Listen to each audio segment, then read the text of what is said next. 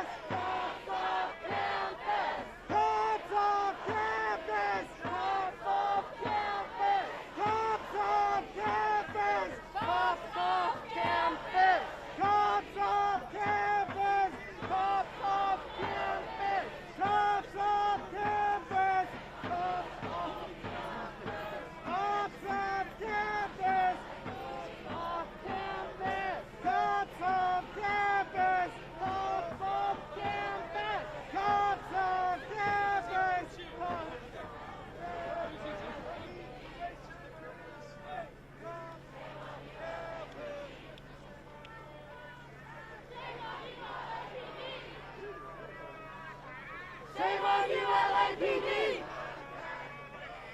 Shame on you, LAPD! Shame on you, LAPD!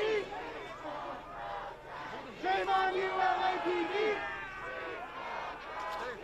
Shame on you! Peaceful protest! Peaceful protest!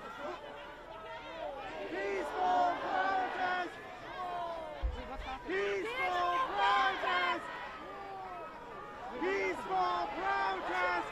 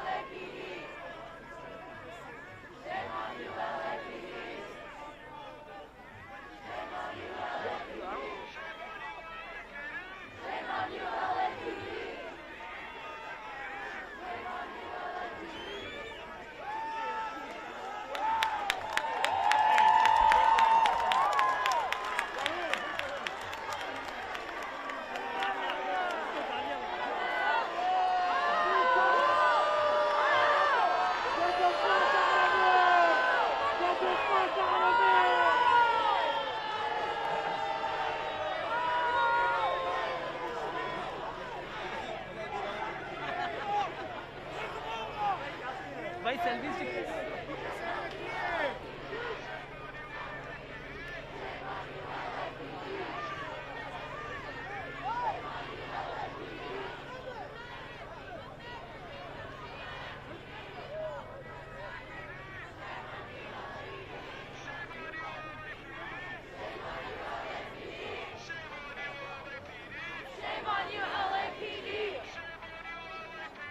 Shame on you, LAPD!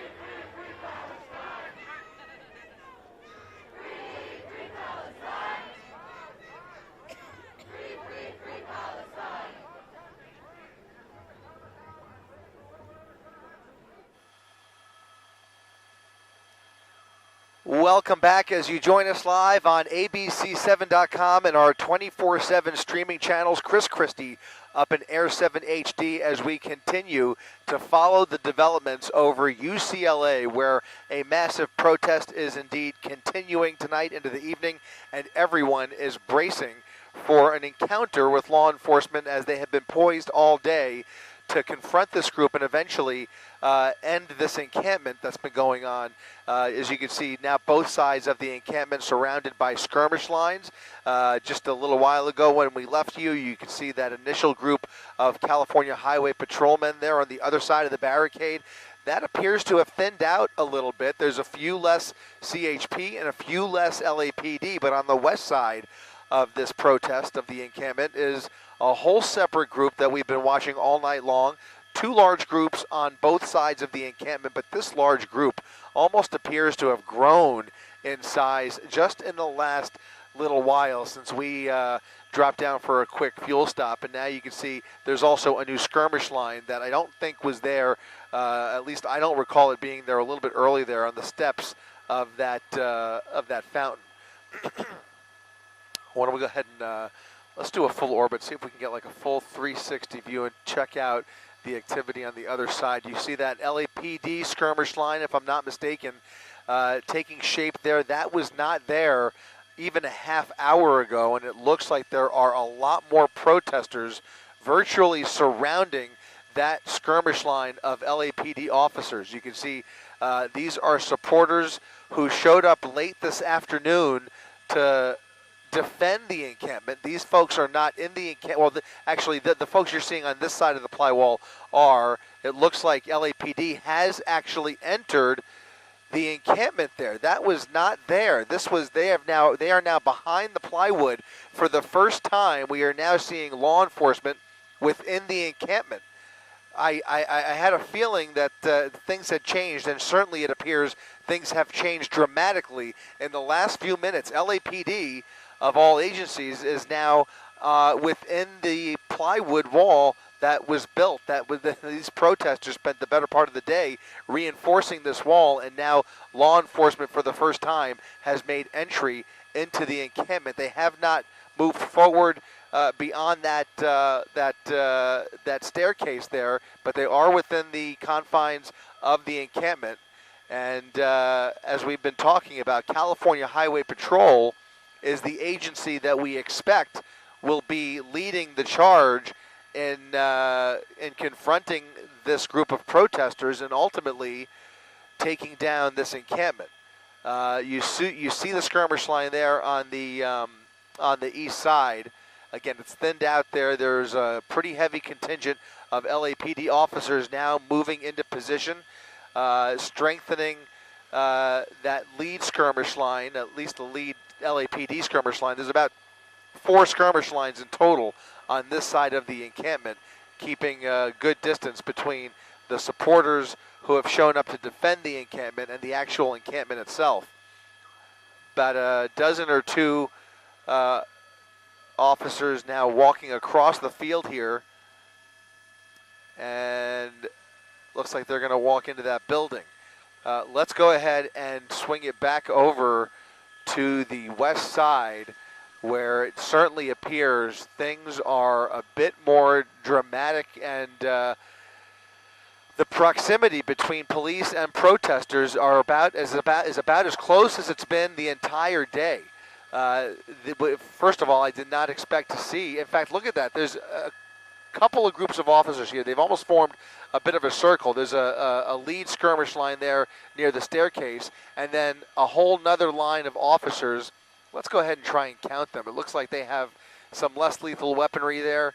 I would say about 24 officers that are now face to face with these protesters. That would explain some of the yelling that I heard on some of the live streams there. We're getting a better aerial view of what has happened here just in the last 30 minutes. Definitely a much different posture here, as LAPD is within the confines of the encampment, the Gaza Solidarity Encampment.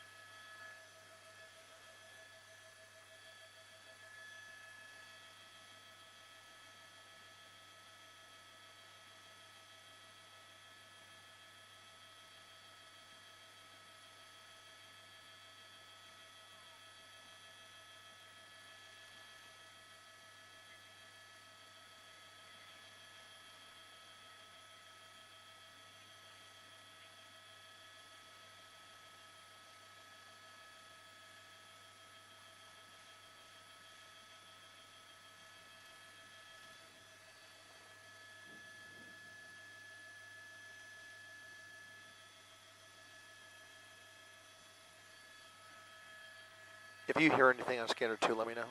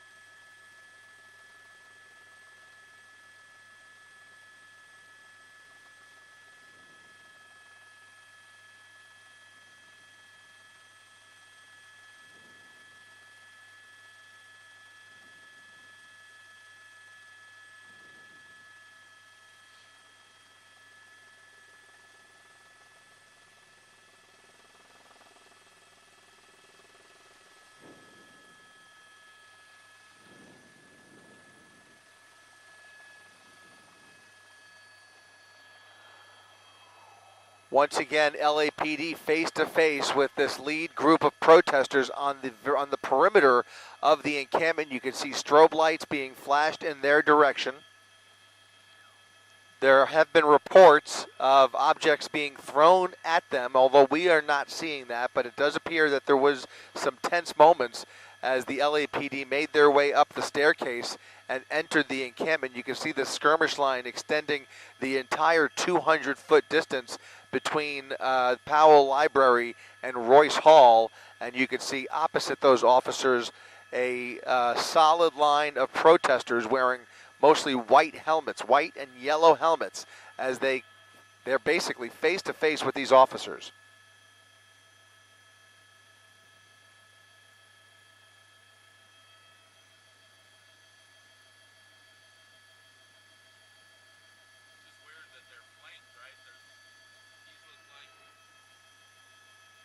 These are outsiders. These are supporters who showed up this afternoon. They're now being kept at bay on that staircase. They're not going to be allowed anywhere in there. I think that's the primary job of that skirmish line right there, is to now hold the distance between the staircase and that large group of protesters right there at the leading edge of the encampment in front of the fountain.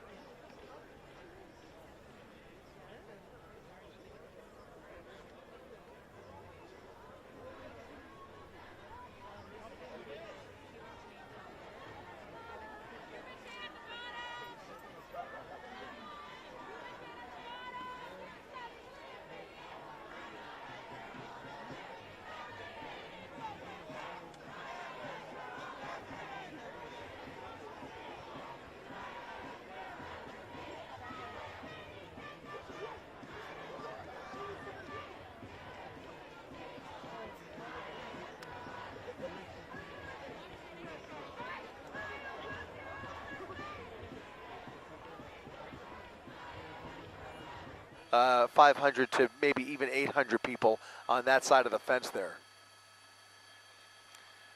Yep.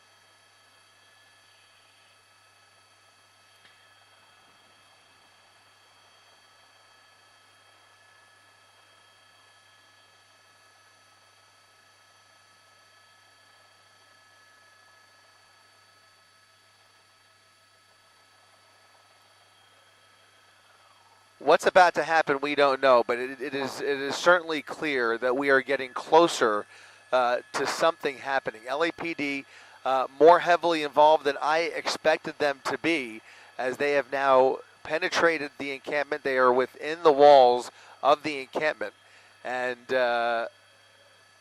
basically holding the line here until orders are given to do otherwise or advance on this crowd. Probably more officers. It's going to take more officers, I would imagine, to do that, almost certainly, and additional agencies. We know that CHP is the lead agency here, but we just don't see a whole lot of movement on their part there. We see that skirmish line where there were 2 skirmish lines about a half hour ago, 40 minutes now. There is now 1 skirmish line of CHP officers and 2 longer lines of LAPD officers. Again, that's the east side of the encampment there. That right there in the middle, if you're not familiar, is remnants from the counter-protest yesterday where the group of pro-Israeli demonstrators were gathered around that movie screen. And there you see, in the center of your screen, is that encampment.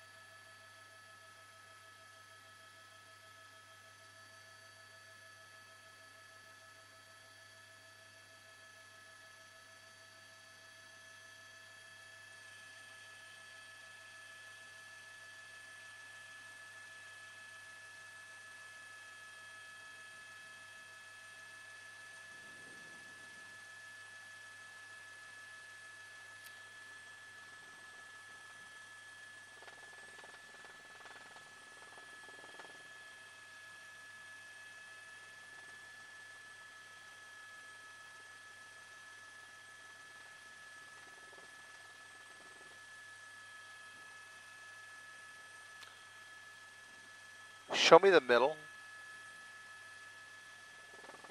What's going on in the middle of that encampment there?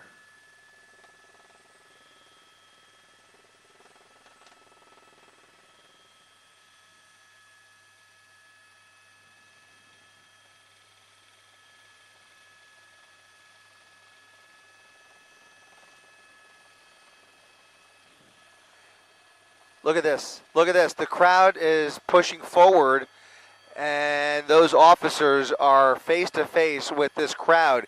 Here come a whole line of umbrellas.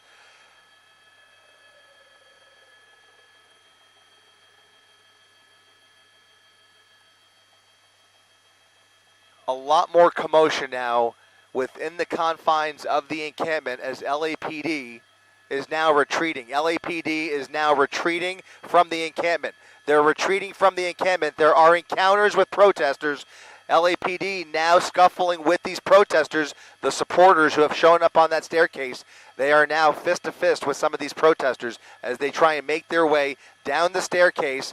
LAPD is retreating from the encampment as the crowd has converged on at least 36 officers who were apparently holding that skirmish line. That skirmish line is not holding, and those officers now retreating as they are being pushed out, completely out of the encampment by no less than a couple hundred protesters on the encampment, within the encampment, within the confines of that plywood wall.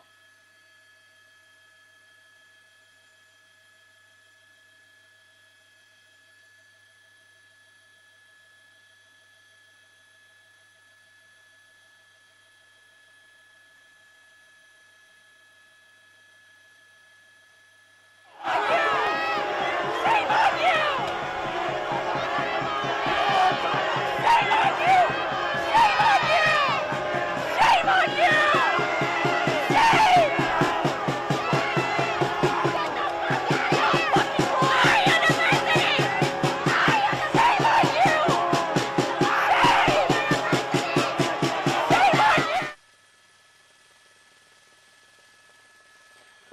somebody taken down. LAPD taking somebody down there.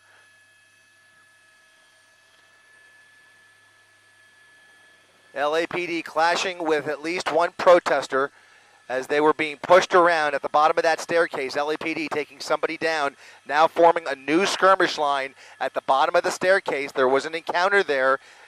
Somebody might be hurt there, but it looks like somebody's being detained.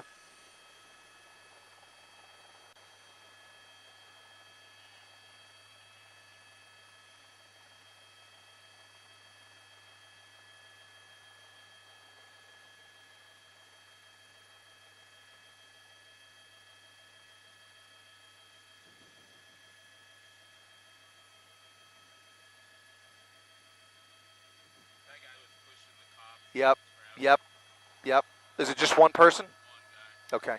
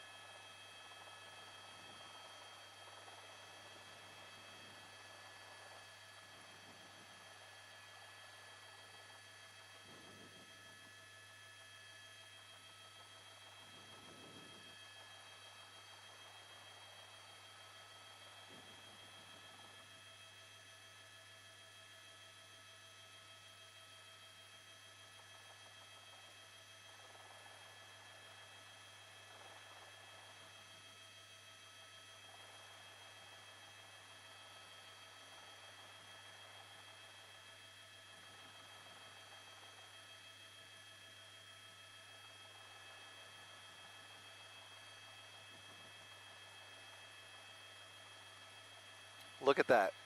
The crowd appears to be cheering. I mean, they feel that they have accomplished something as LAPD has been forced to retreat from the encampment. They made their way down the stairs, encountering a bunch of protesters and supporters of the encampment, and now you see them detaining one person who is being walked away in handcuffs.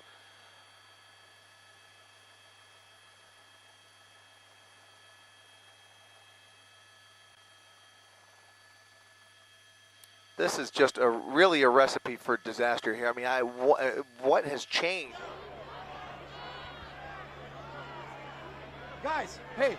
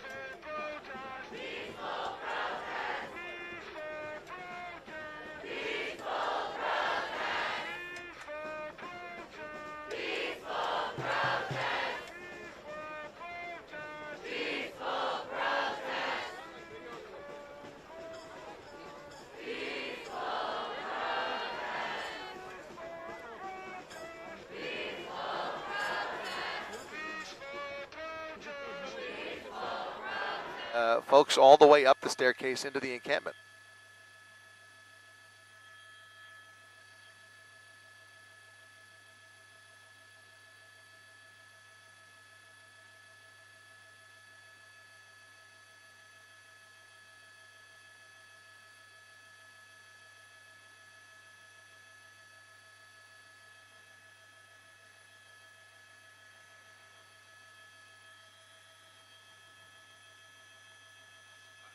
Yeah. Seriously.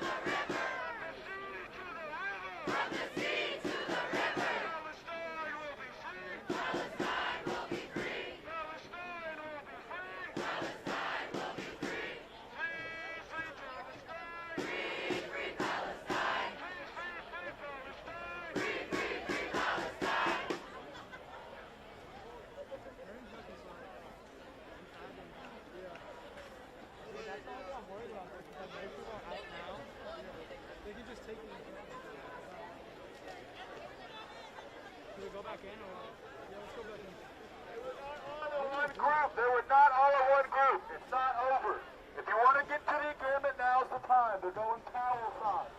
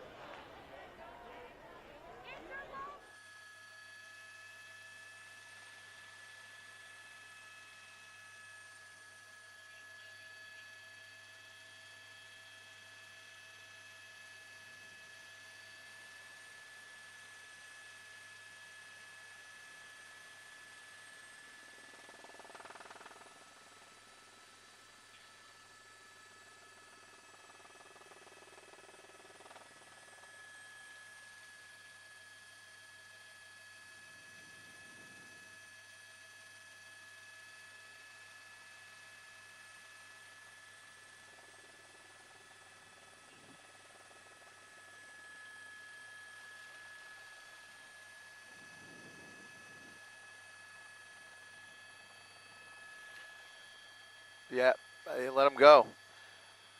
So that person has been let go. A group of officers now fully disengaging and going back to their base, wherever that is. You can see them now towards the back of the lawn there, but they have completely pulled back.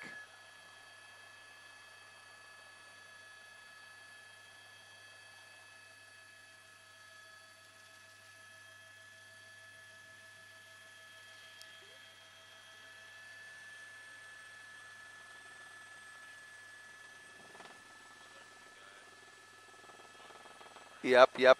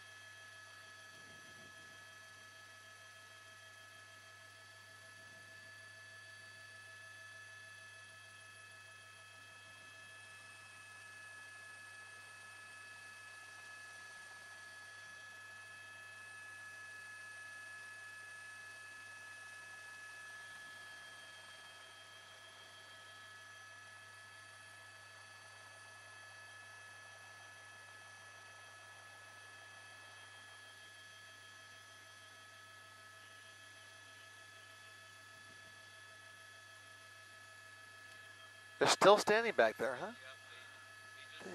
Yeah. Way back.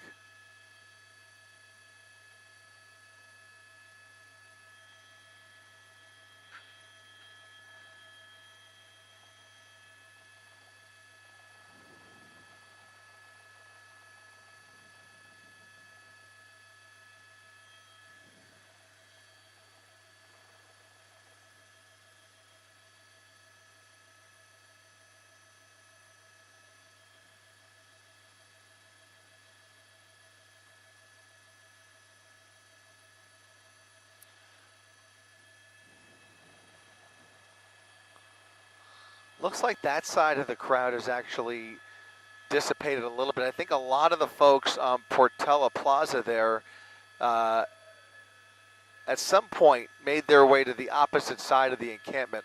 And I think that's why it looks like that crowd on the west side looks so much larger than it did a little while ago. It certainly appears that that's what's happened. And we've seen some shifting in the crowd throughout the afternoon, and I think that's basically what's happened here. We're still talking about approximately the same number of people overall, in excess of about, I would say, 2,000 people or so, in addition to the encampment itself. But you can see the crowd that's been hanging around the staircase all day.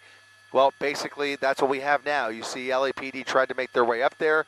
They've been forced to retreat. They've been completely outnumbered after actually penetrating the encampment itself. And now hundreds and hundreds and hundreds of people all the way up that staircase. And you can see the crowd of defenders who were face-to-face with the skirmish line of LAPD officers within the encampment. Well, all of them have now retreated as well further inside the encampment.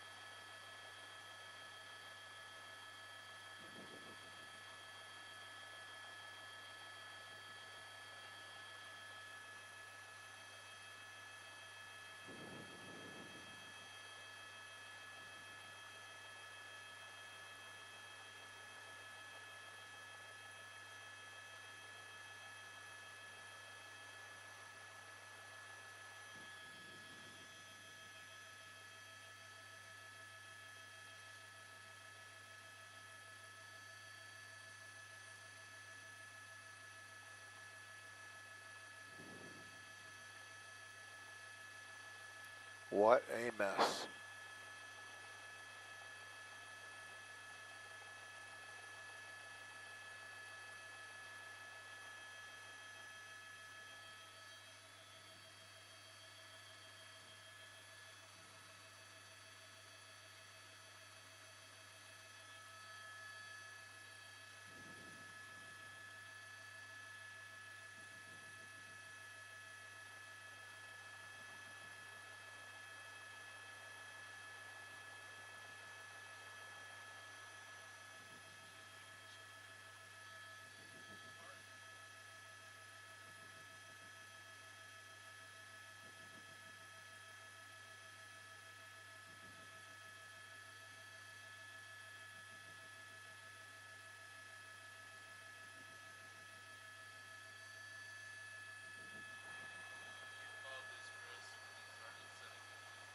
Yep. What'd I tell you? I told you.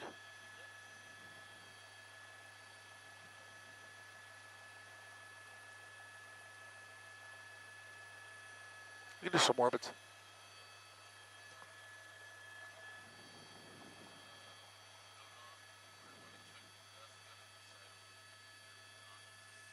Oh, well, I figure we'll burn one more bag. What do you think? And then do a swap.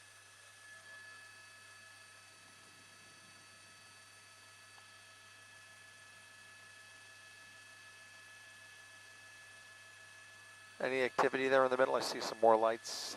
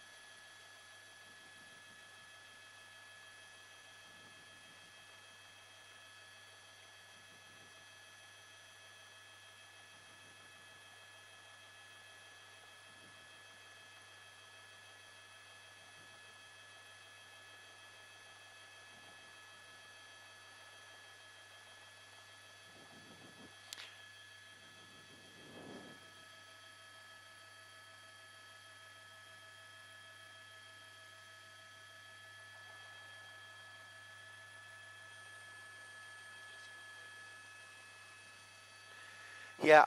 So what they've been doing is they've been running around the south side of the library and switching sides depending on the posture of the skirmish lines. And I think the latest group made their way from that Portola Plaza around the buildings and then converged on the steps. So I think, I don't know, what would you say?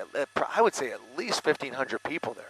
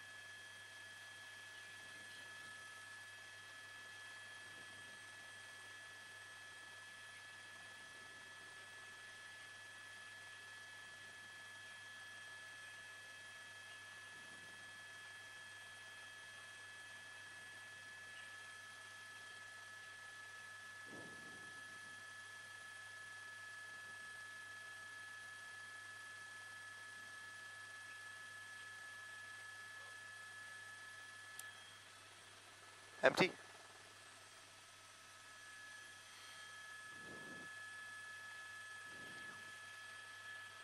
There was a report of an officer injured, but I think he was fine.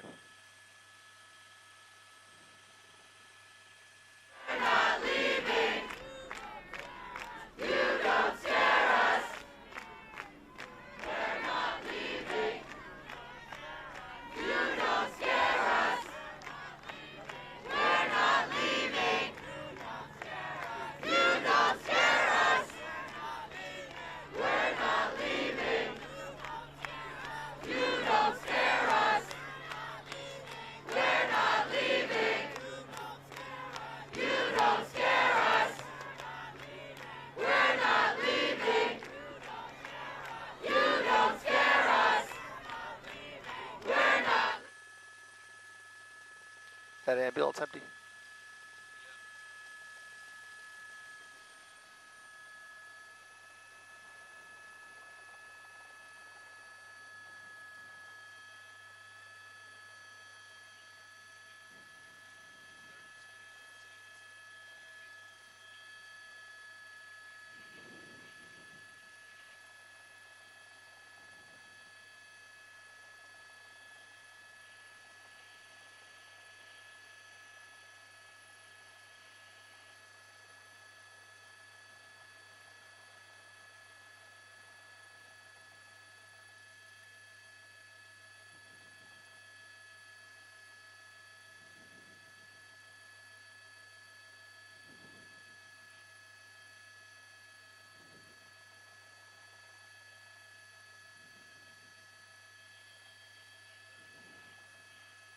Yep.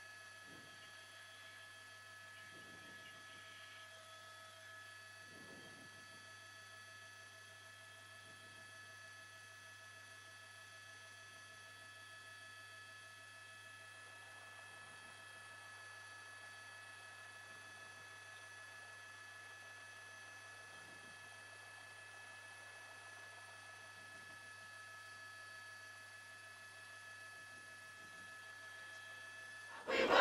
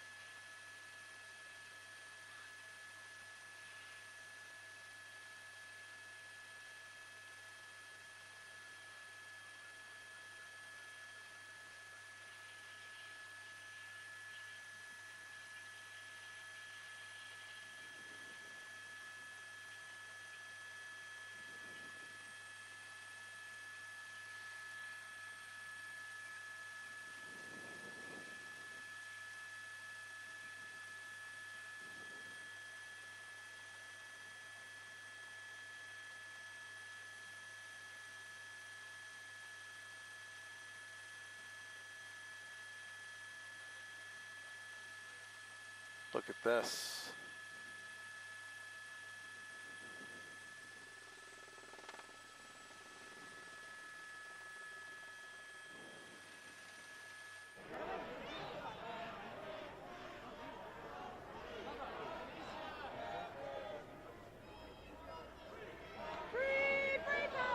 Oh, hell yeah. Free, free, free Palestine! No! Shut it down! Shut it down! Long live Palestine! Intifada! Intifada! Long live Intifada! Intifada! Intifada! Long live the Intifada!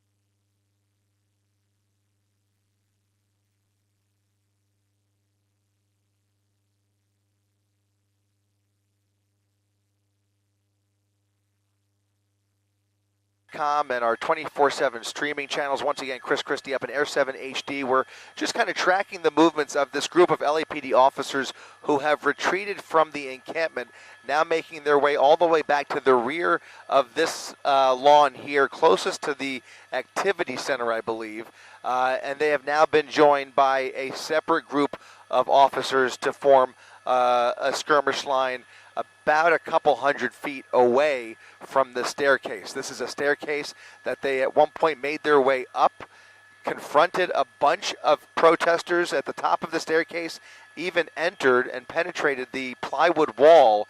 But look at the turnout here by these supporters who are not in the encampment. These are protesters and supporters who showed up late in the day to defend this encampment. And sure enough, just look at the amount of people that have shown up not only on the west side of the encampment, but there's a whole other several hundred on the other side. I estimate in excess of 2,000 people at least, not to mention the several hundred that are actually within the encampment in the confines of those plywood walls in those tents. You can see a couple hundred people there just on the perimeter of that barricade where there are separate skirmish lines separating that crowd from the encampment. You can see CHP closest to the encampment, two lines of LAPD officers behind them.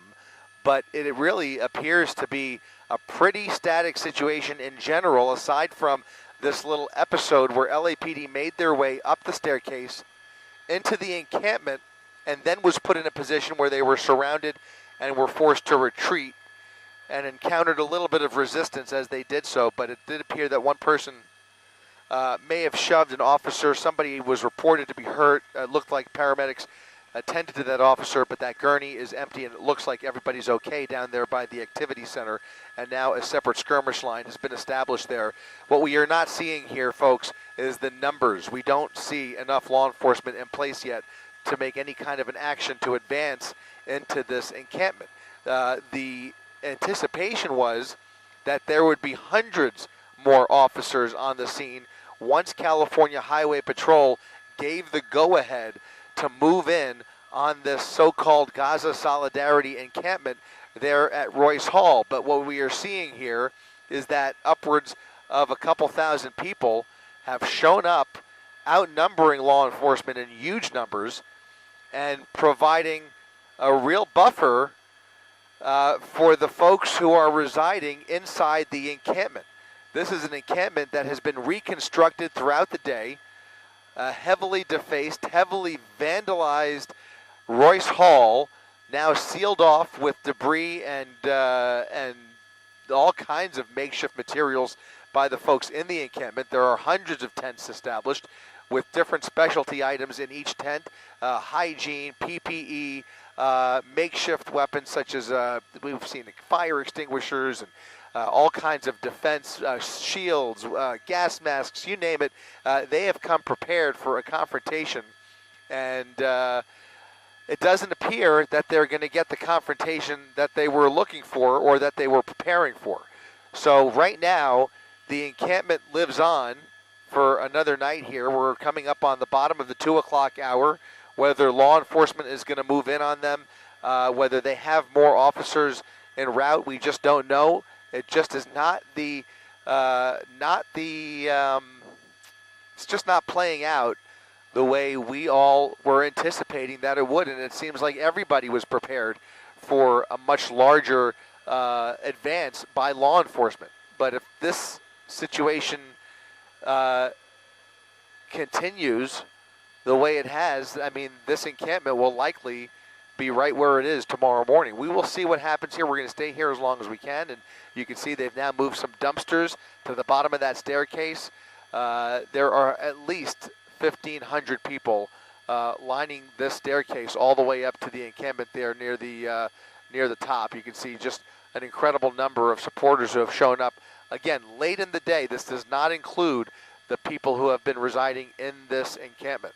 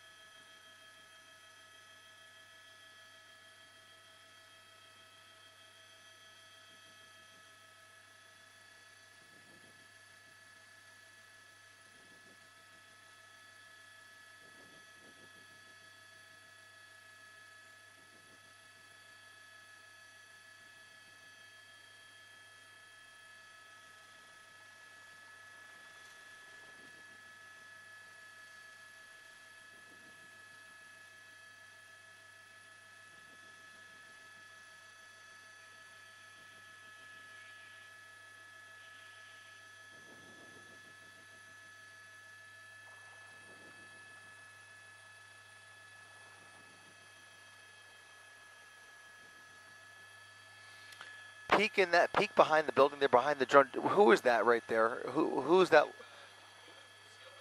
It is UCLA security. Okay. Got it.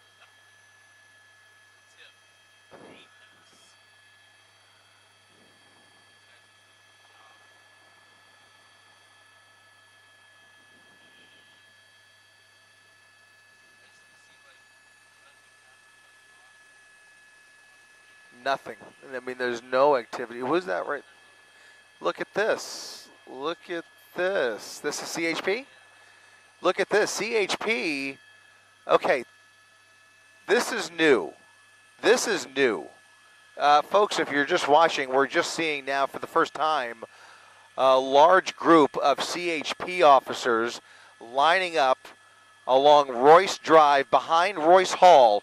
Look at this. There is a bus of CHP officers being dropped off behind the quad, behind Royce Hall. It looks like CHP is getting ready to move in on this encampment. Now, finally, we are seeing our first movement here of at least a couple of hundred, upwards of maybe, I would say maybe even at least, yeah, I would say a couple hundred people here.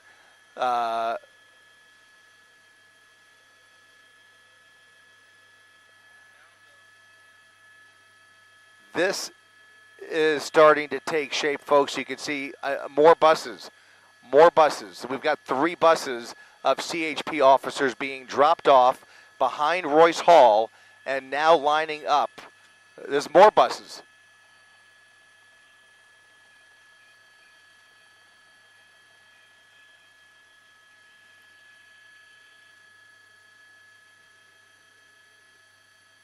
All right, things are taking shape here, folks. We could count at least a couple hundred officers now lining up and preparing for action. They are fully equipped. They've got their gear on, and we will see if the situation is about to change here. But it has been mostly static throughout the night. Obviously, if you've been following along with us, we've seen some attempts to confront protesters by LAPD, but we really never expected LAPD to play a major role in this operation. It was always to be that the California Highway Patrol would take the lead in executing whatever orders were given to them in terms of handling this encampment and handling this unlawful assembly. So now California Highway Patrol immediately behind Royce Hall. By the way, Marcel, work with me here. You see where they are lined up right there where you're pointing? They're starting to walk in the direction that I want you to tilt down slightly, and you can see that the students have set up a table, a first aid table, near the very entrance. Right there is the entrance to the encampment.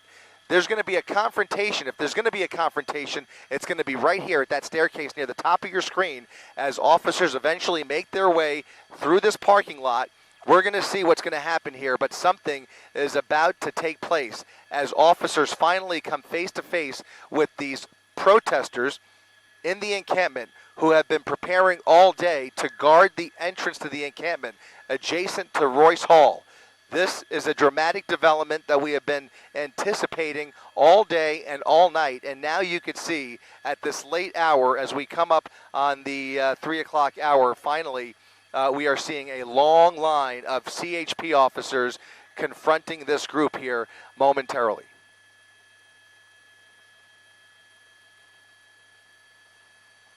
And protesters walking towards them. Bottom of the screen, tilt down, tilt down, tilt down. You can see another group of protesters walking in their direction. They're going to start converging on the entrance to the encampment here. Here we go. Here we go. Batons out, shields out, riot gear, full riot gear is in place here as they make their way up the staircase.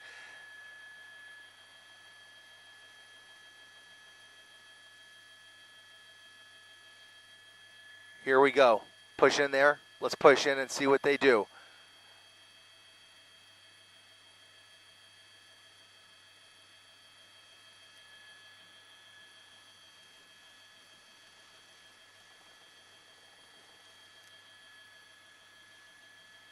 CHP lining up here. They're now face to face with a large group of campers, essentially. The people who have been residing in this encampment, they have been planning for this moment.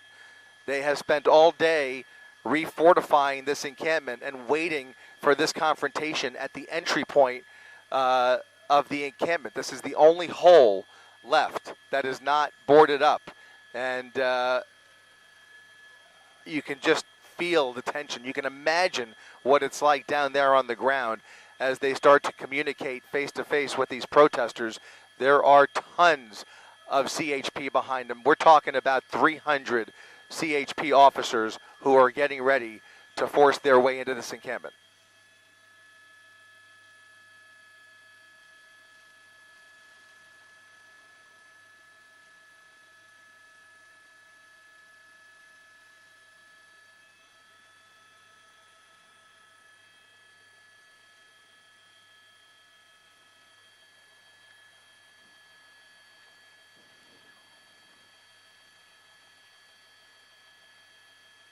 Well, this is it, folks. You can see a large group here, in excess of 200 to 300 CHP officers being dropped off by buses, ready to confront these protesters. There are folks who have been residing in this encampment on the right side of your screen here, and on the left side by that staircase right there, you're looking at a group of supporters who showed up here late in the day, part of a much larger group near the bottom of your screen. This is the same group that just forced LAPD to retreat from the encampment. Not sure how they even made it up there, but in any event, CHP now ready to execute on their orders to take this encampment down, and I think it's about to go down, folks.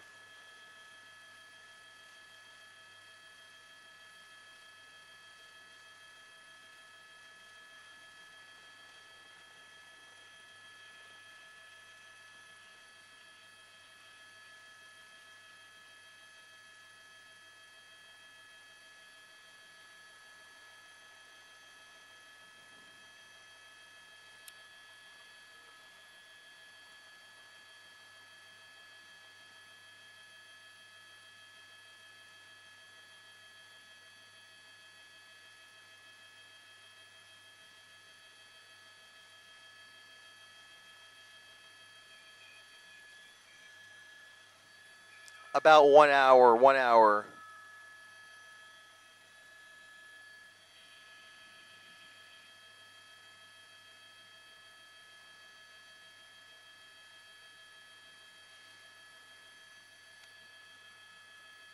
People are now converging from all over that encampment right to this corner of the quad. You have supporters on the left who are here to defend the encampment, and you have the people who have been setting up this encampment all day, holding the fort down and refortifying this wall, now at the entrance of the encampment. This is the entrance to the courtyard in front of Royce Hall, where those officers have now been dropped off.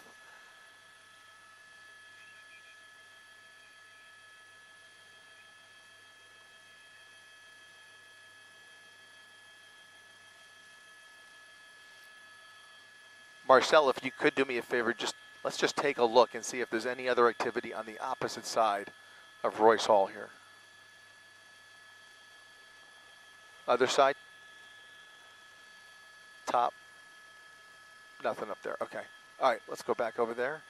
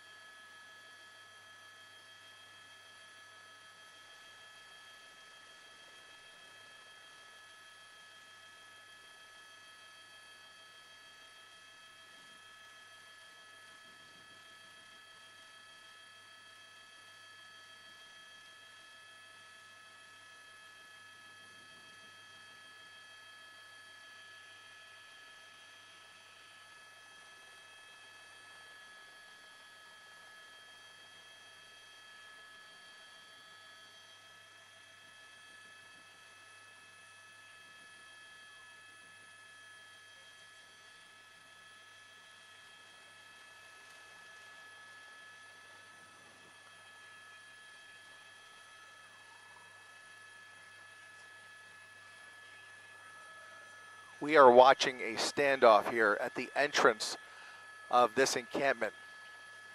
The walkway that leads right in front of Royce Hall is now completely blocked with protesters. You can see another line of CHP officers making their way to the front here. They have a small gap to fill, and it's about, man, I gotta say at least 250 to 300 officers in this group here. They're gonna eventually, I would imagine, push their way up here, but this group is ready for a fight. This group is ready for a fight. I could tell you that the California Highway Patrol airship is inbound, making their way back over to campus here.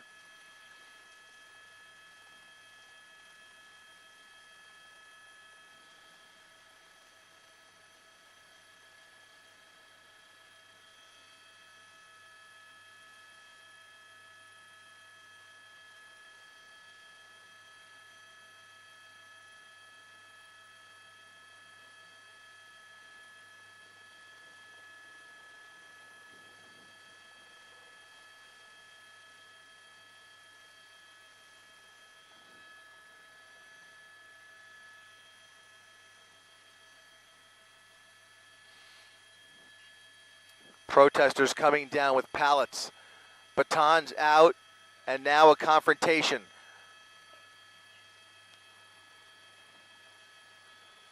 CHP officers now coming fist to fist with some of these protesters, ripping some of their defenses right out of their hands.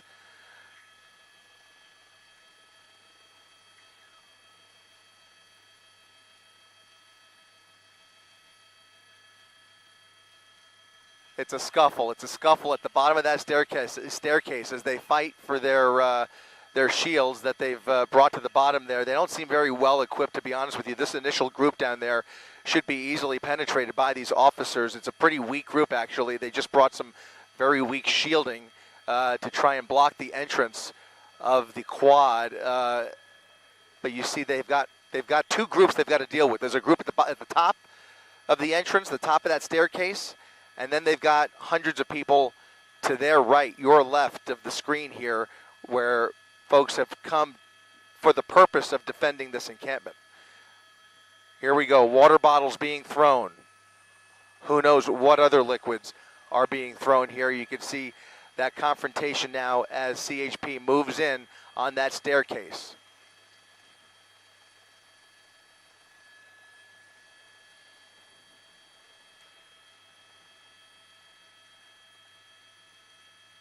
They're going to be as methodical as they can here and try to use the least amount of force possible to make their way up that staircase into the encampment. But it's all happening right now, live on ABC7 and your 24/7 streaming channels here. Chris Christie up in Air 7 HD as we continue to follow major developments here on the campus of UCLA as the CHP prepares to take down this encampment.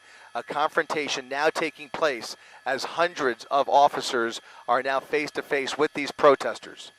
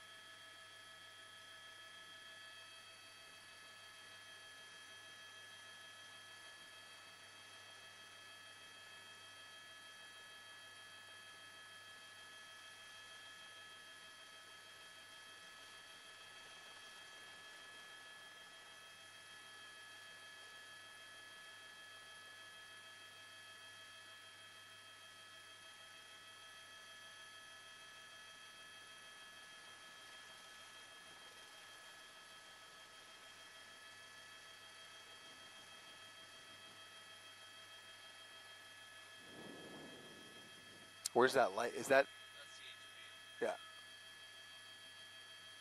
got a couple big lights. It's difficult to see through there. Yeah, it's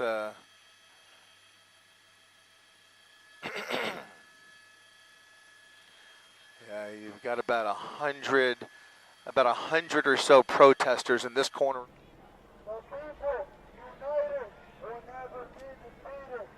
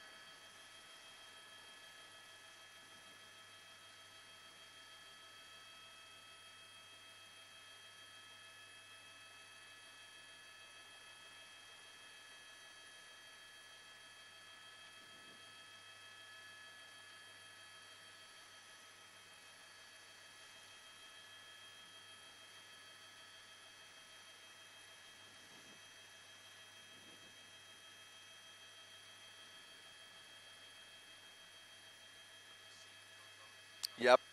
Are they? Okay. Copy that. Thank you.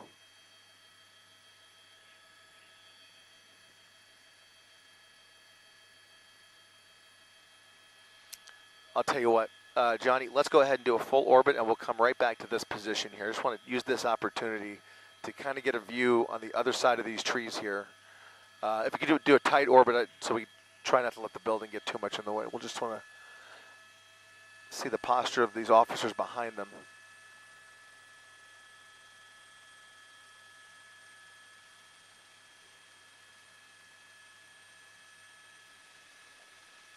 More objects being thrown at those CHP officers.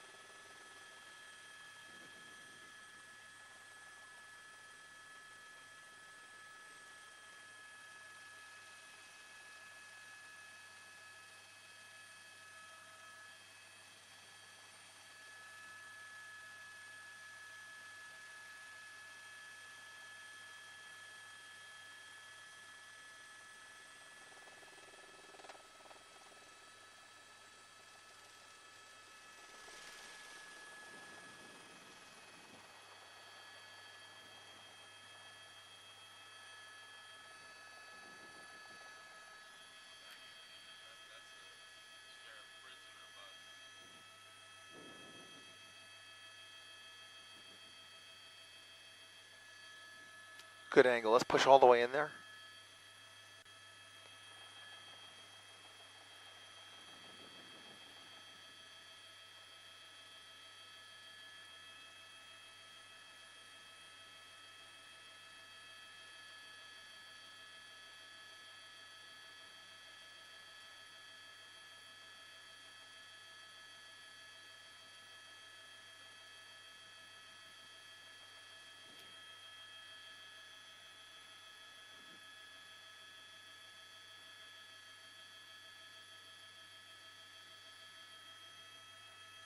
Look at these people. They're climbing through the bushes to try and crowd the staircase. You see a whole bunch of people on the staircase with umbrellas extended all the way out here.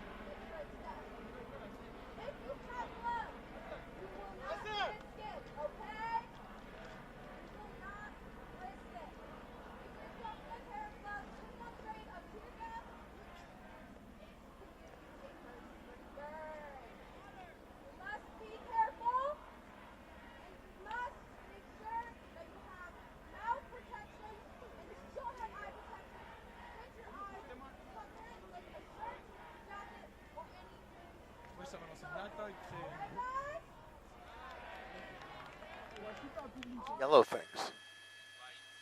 Oh, flashlights. Those are the flashlights. Okay.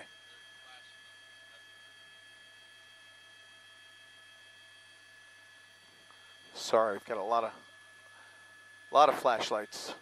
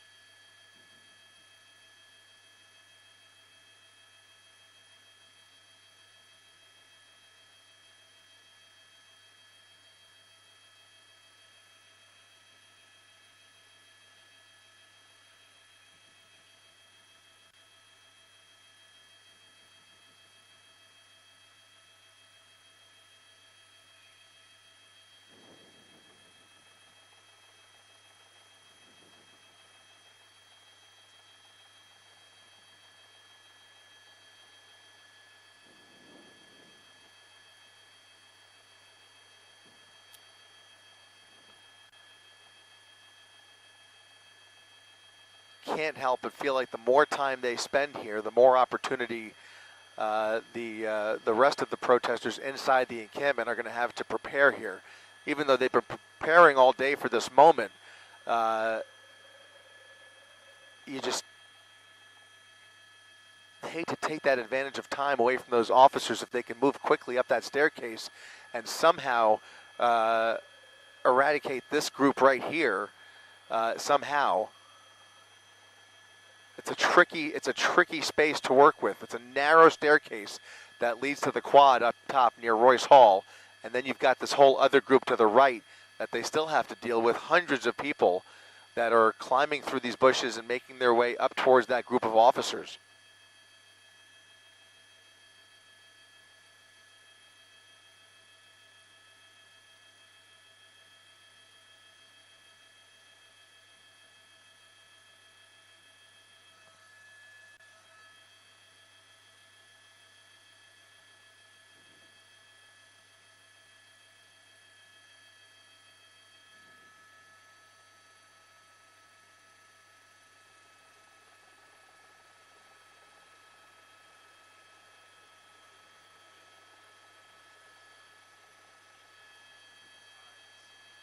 That's what I was thinking. That's why I wanted to see the other side of, if they would have come up from different angles simultaneously. Yep. All right, so that skirmish line is intact.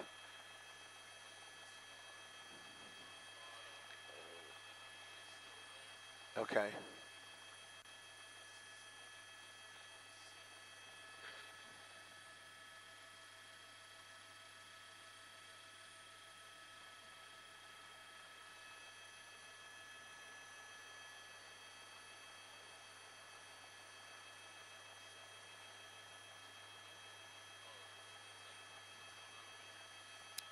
Additional officers being dropped off. This is a separate bus.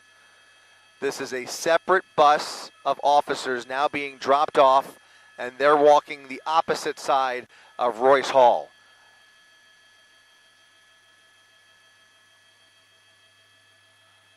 They're going to come around the other side. Okay, a separate group of officers, a whole nother busload of officers has just been dropped off. They're making their way to the east side of Royce Hall.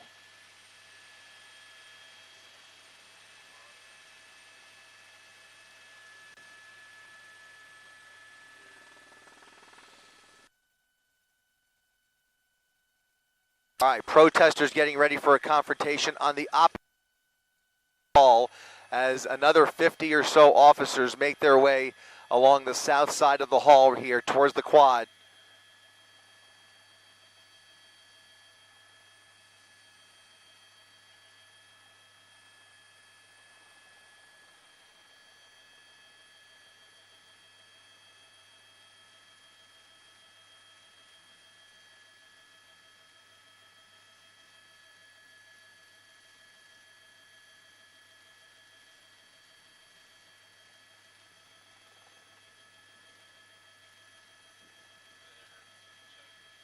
Yep.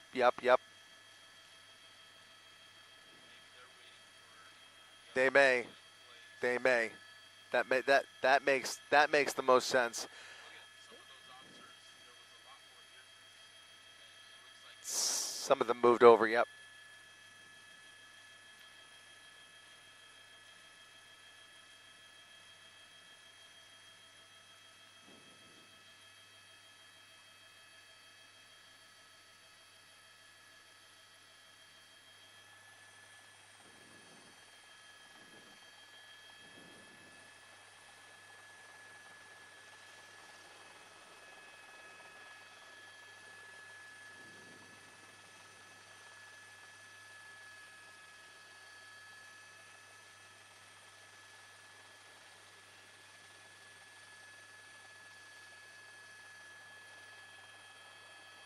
All right, show me the big group.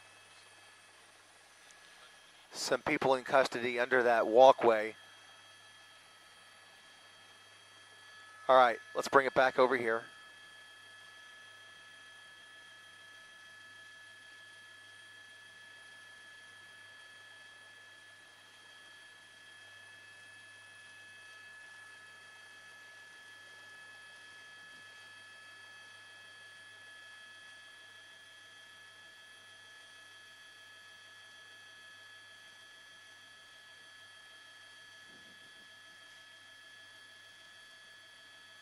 That drone there does not look like a police drone.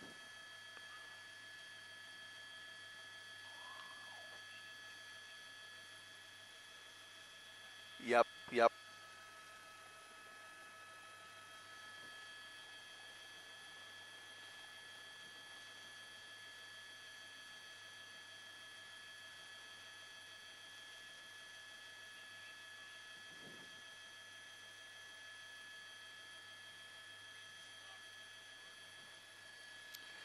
All right, so that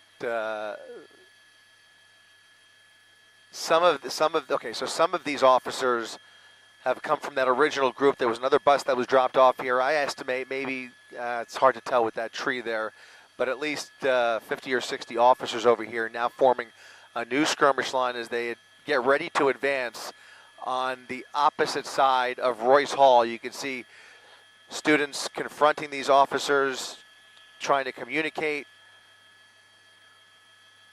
Perhaps some chanting going on here. What is that they've used to block the staircase? There's a staircase that leads down, and that looks like some dumpsters that they've used to form a blockade.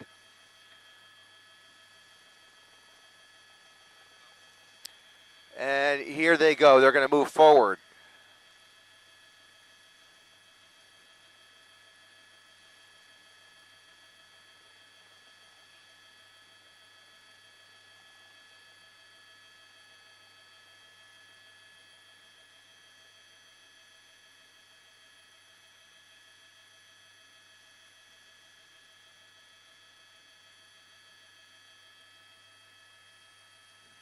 Is that a different drone or another drone? It's another drone. More CHP moving down to the bottom here. All right, they're starting to scatter out more. This is smart here as they kind of surround this corner of the quad. There's a group right there that's going to move forward against those dumpsters, and then you have about how many over there on the right, all the way to the right? There's a small little group there, yeah, about another dozen or so that are now just about 30 feet away from the front of the encampment. Again, that's the east side of the encampment. If we move back over to the west side of the encampment, there is more chanting and flashlights in the faces of those CHP officers. Even a laser at one point I saw there pointing at those officers. They're screaming and chanting and refusing to let those officers budge. They haven't pushed too hard yet, but there's a lot of people in their way, and they've got to make their way up a small, narrow staircase to get into the quad here. So it's a tight space that they're working with.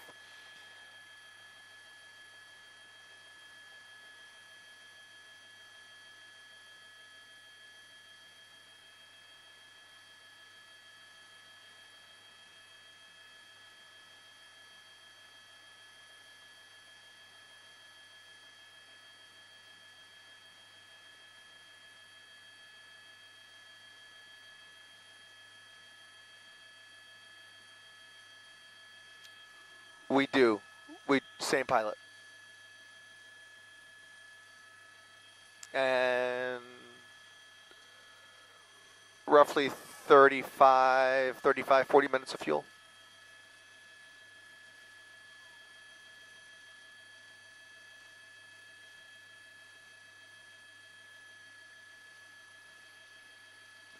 Sounds good.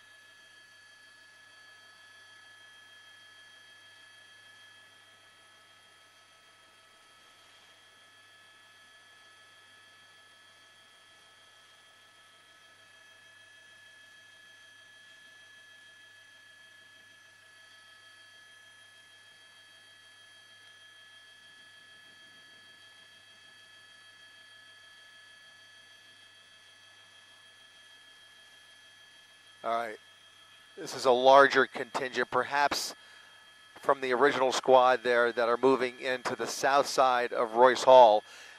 I think they see the opportunity for somewhat easier access than that other staircase, but it seems like they've almost divided it in half, maybe.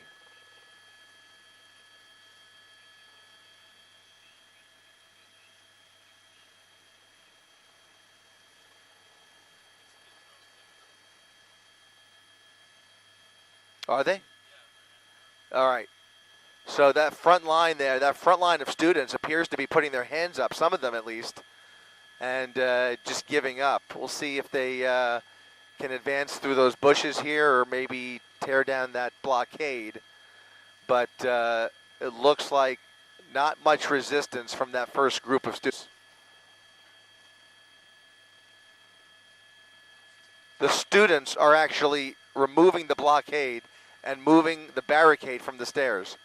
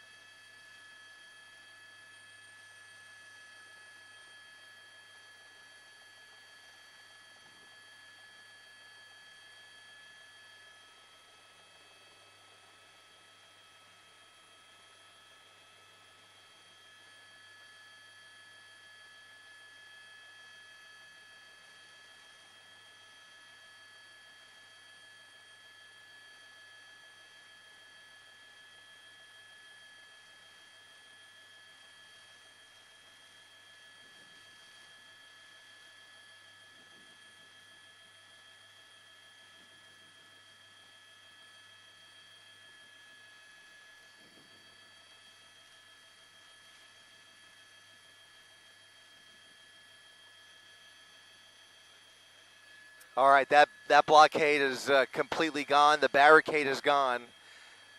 A large group of CHP officers now with the freedom to move down this staircase and start ripping away, I would presume, at that plywood.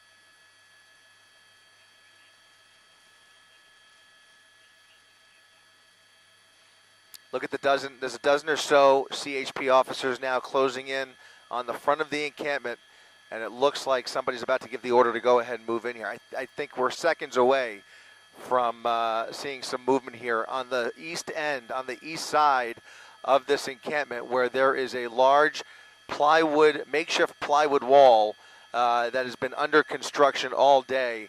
We'll see just how well constructed it was, but I think there's plenty of opportunity here for them to penetrate this wall and make entry into the encampment here. Doesn't seem like much in their way. They're starting to make their way down the staircase. There's another group of officers already at the bottom.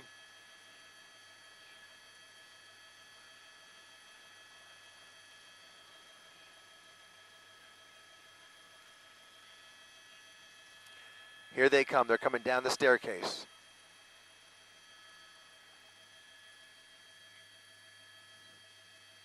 Maybe they're looking for some more people who are willing to negotiate here. Look at that. A whole group of students that were blocking the staircase now walking away with their hands up, being led down the back of Royce Hall.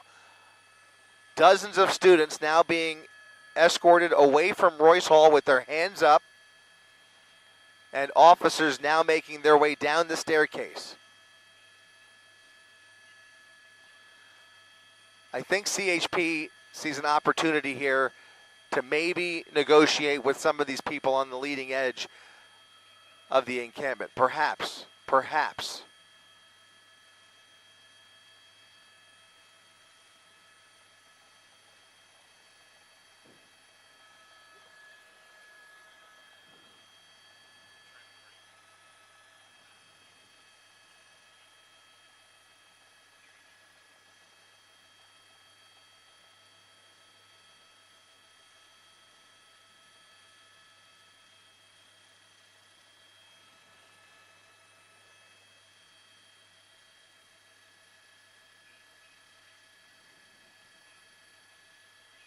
All right, some barricades coming down. They're going to penetrate this wall here pretty quickly, I think.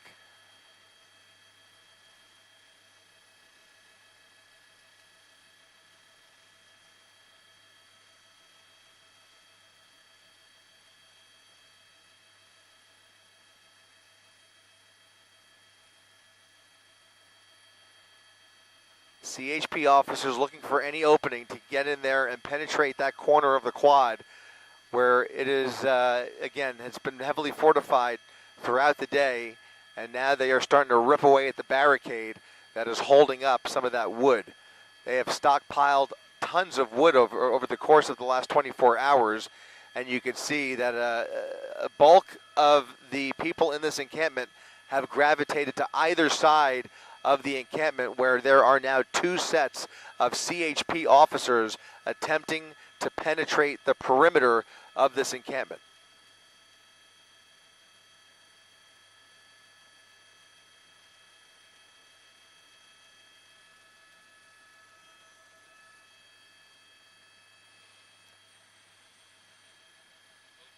They've opened this side. This is the walkway that leads to the front of Royce Hall. I think that leads to the front door, if I'm not mistaken. It's a foyer that kind of leads to the front of the building here. It looks like it may be penetrated. There are a whole group of supporters and protesters under that roof there, and you can see umbrellas trying to conceal, or maybe, I don't know what they're doing with those umbrellas, quite frankly. But it's bad luck, right?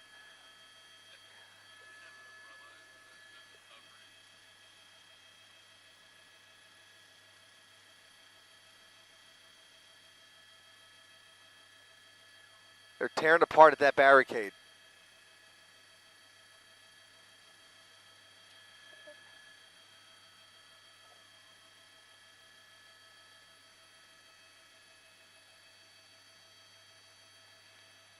Some more pallets being pulled away here.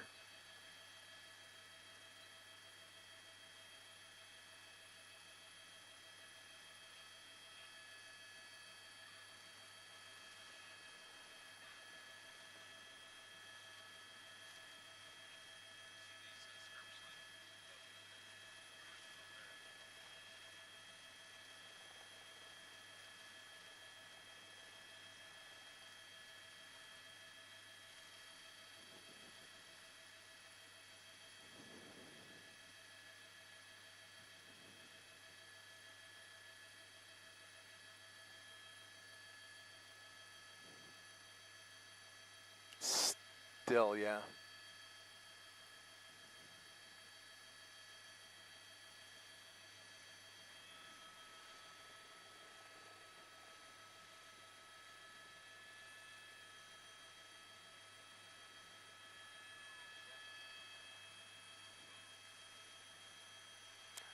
Yeah, you guys say when?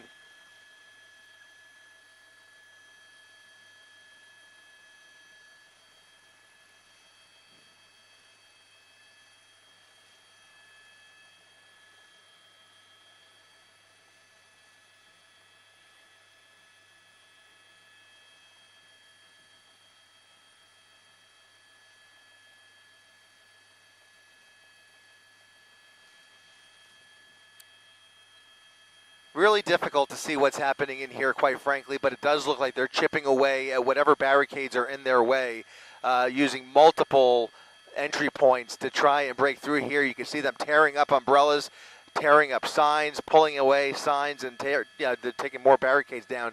On both the upstairs and at the bottom of those stairs, plywood is now coming apart, and that wall is about to come down. That plywood wall is about to come down, and the end is near for this encampment. It certainly appears as though they are not facing that much resistance, quite frankly.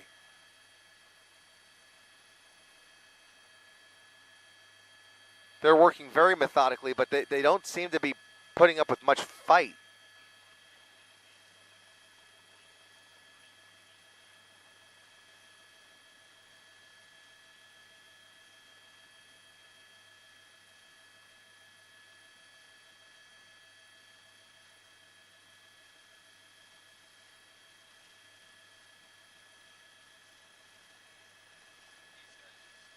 Yeah.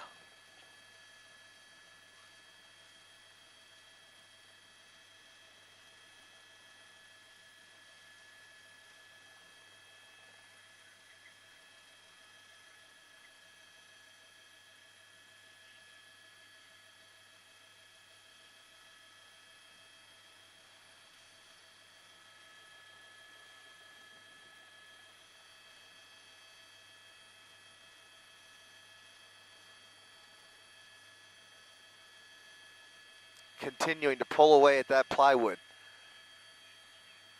The wall's coming down piece by piece.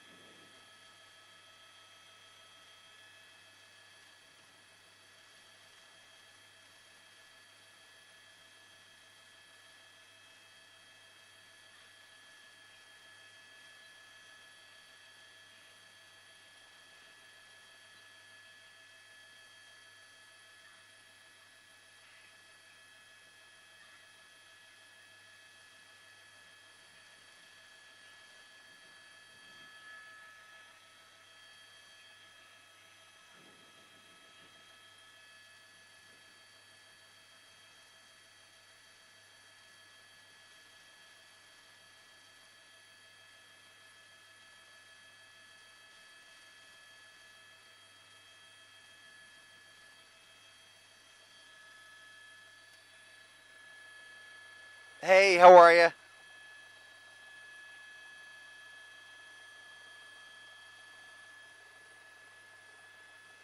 Okay.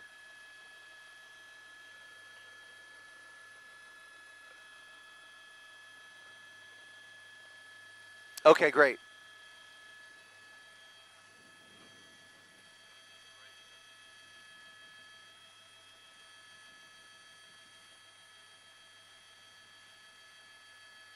So in other words, a self-toss? Copy. Thank you. Thank you, thank you.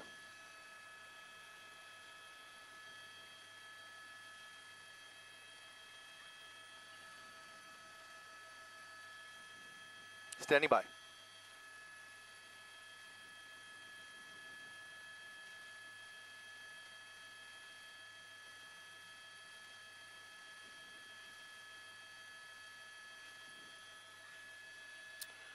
Welcome, everybody. You're watching Eyewitness News. Chris Christie up in Air 7 HD with breaking news over the UCLA campus, where hundreds of CHP officers are now in the process of penetrating this week-long encampment here in front of Royce Hall. This encampment, which has been refortified over the last 24 hours, is now disintegrating at the edges as CHP starts to tear away at the plywood. There are hundreds of people inside this encampment. However, at this point, the resistance has been minimal. They've been faced with lots of flashlights and lasers, some other garbage thrown in their direction, but for the most part, they are managing to take down this barricade and take down the plywood, which has been blocking law enforcement from entering this encampment. This encampment has basically been under protester control completely for the past couple of days. It's an occupied zone in front of Royce Hall that now has a wall built on the east side as well as the west side, and now there are hundreds of CHP officers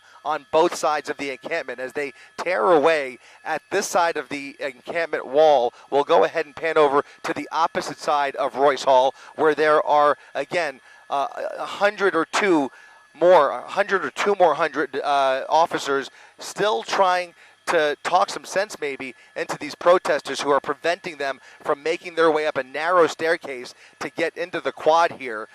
Something is going off on the side. I don't know if it's fireworks or what, but something is going off. What is that? What is that? Is that bottle? Yeah, there's like some bottle rockets going off that are almost blinding up here, and it's coming from the edge there. So somebody's launching bottle rockets in some direction. I can't tell exactly where they're coming from. Anyway, you can see about 100 or so CHP officers on this side. I'm sorry, less lethal rounds being shot into the encampment. There are less lethal rounds being shot into the encampment. These are coming from CHP. These are coming from the CHP side of the wall, and as shots are being fired into the encampment. These are not bullets. These are less lethal rounds that are being shot into the encampment. That might be what was catching the corner of my eye here. Very, very bright, and you can see something being used to launch into this encampment. They have penetrated the corner here, but they have not quite made entry into all of those tents. You can see a lot of people milling about as they were trying to make their way down that staircase right there on the right-hand side of your screen. There were a couple of dozen students blocking their way, as well as a couple of dumpsters blocking the staircase, and at some point, the students ended up putting up their hands and helping in removing the blockade, allowing those officers down the staircase. Now making their way into the encampment, penetrating that plywood wall has proven to be a little bit more difficult, but you could see whatever is being launched into the encampment is producing a haze. It's producing a haze that you can see on the camera lens here. So something has been launched in there. It is creating a haze. We're now peering through the haze to try and get a better look at both sides of Royce Hall, where now hundreds of CHP officers are executing the dispersal order that was given at 6 o'clock on Wednesday evening. There was an unlawful assembly declared at around 6:15. A dispersal order has been repeated over the last 6 to 7 hours, and now finally CHP moving into position to try and penetrate this encampment and as peacefully as possible remove these students and protesters from this illegal, unlawful assembly.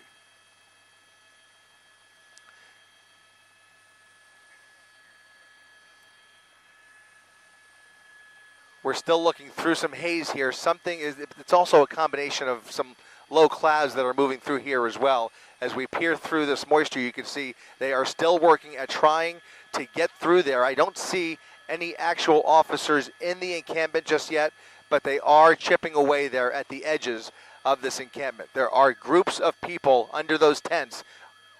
They have shields, they're wearing helmets. They've been preparing for this moment all day long, ever since the violence broke out on Tuesday night. They've spent the entire day refortifying this encampment and shopping for materials, PPE, goggles, helmets, umbrellas, you name it. We saw groups of fire extinguishers at the ready, just waiting to be put to use here tonight, and even signs pointing protesters in the direction of the various tents. At one point, we saw a tent that literally said, "Protection for tonight," as they were looking for some of the PPE to try and defend against tear gas and stuff like that.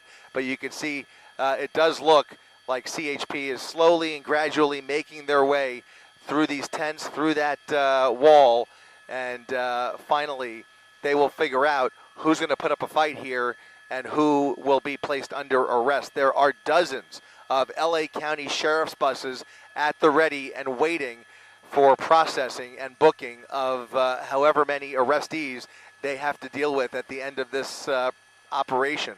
But they are fully equipped.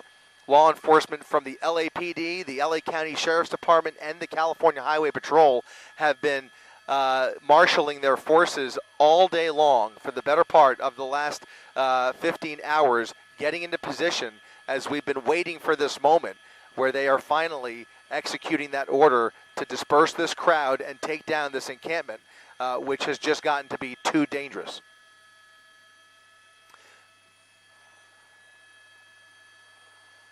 We have seen a couple people detained, John, but as you can see now, we see some of this crowd starting to move away from the edge there as there's some smoke grenades going off. Not sure if it's tear gas or if it's just smoke, but we did count at least one or two people being placed in handcuffs when these CHP officers first arrived. Earlier, LAPD tried to make their way into the encampment. They actually were able to make their way up a staircase on the opposite side, and as they had to retreat because they were surrounded by protesters, there was some pushing and shoving, and one of the officers was hurt. Minor injuries. He was okay, but they did detain somebody temporarily at that point and eventually let him go. LAPD now holding that skirmish line. Again, that's all happening on the opposite side of the quad here. But now you can see these tents are starting to be moved and taken down as CHP is now within the perimeter of this encampment. John?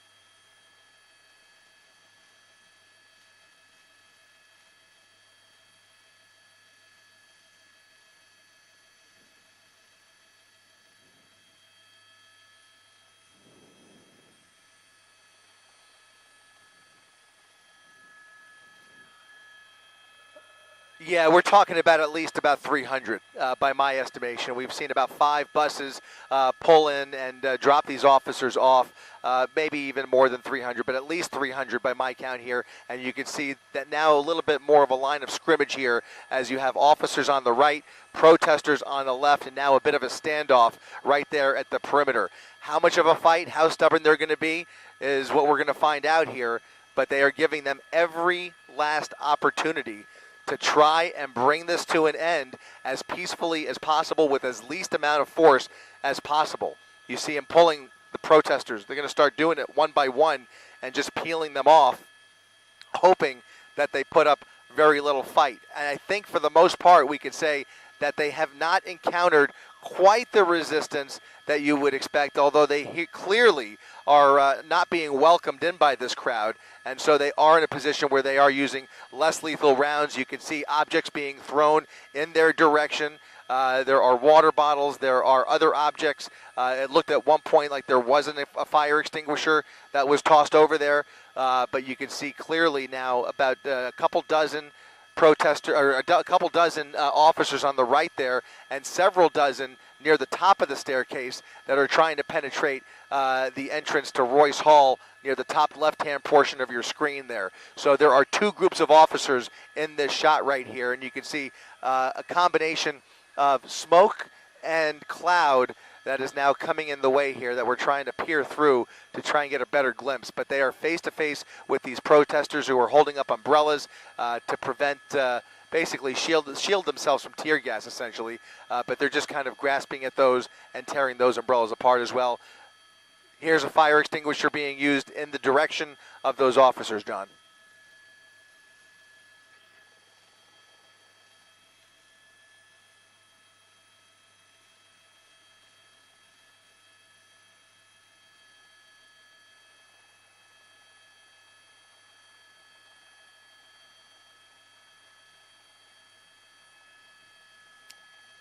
Thank you.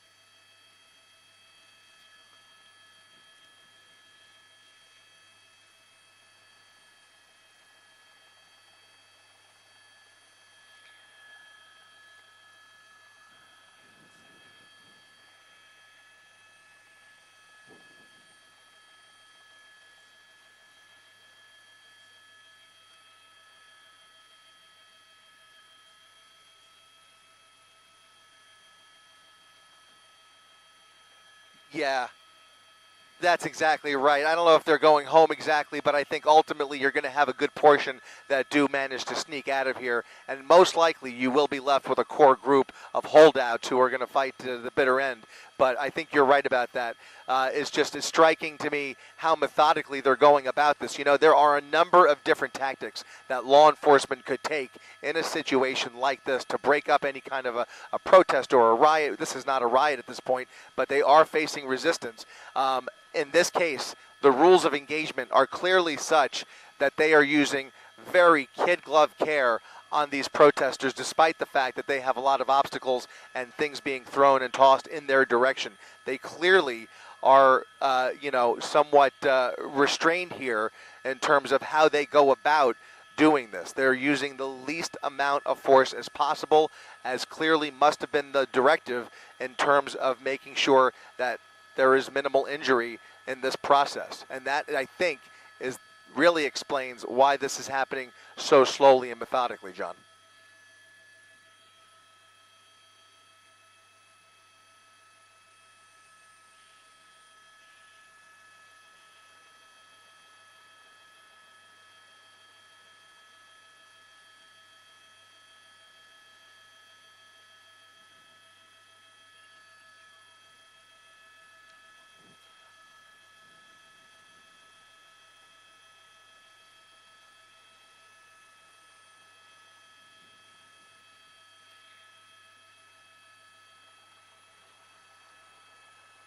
You get the impression, yeah. Yeah, you get the impression there's some kind of dialogue taking place there. Otherwise, they could easily force their way through here. Mind you, we should focus on this group here because there is a large group of well over 100 CHP officers who are being held back. They are not being welcomed up that staircase, a much narrower staircase that is proving to be very difficult for them to plow through. There's a crowd blocking their way, and they really aren't able to make their way up here. I almost wonder if they're going to make their way around, but now we're going to start to see some scuffles taking place at the leading edge of this protest. The holdouts are not going away peacefully, and so they are going to be pulled away. They're going to be peeled off of each other one by one if they continue to resist. So we're seeing some scuffles breaking out between police and protesters who are somewhat prepared, but again, not to the extent that these CHP officers are with their riot gear, John.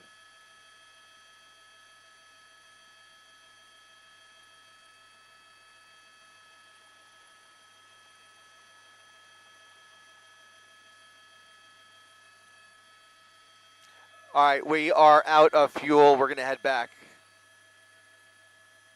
You got it.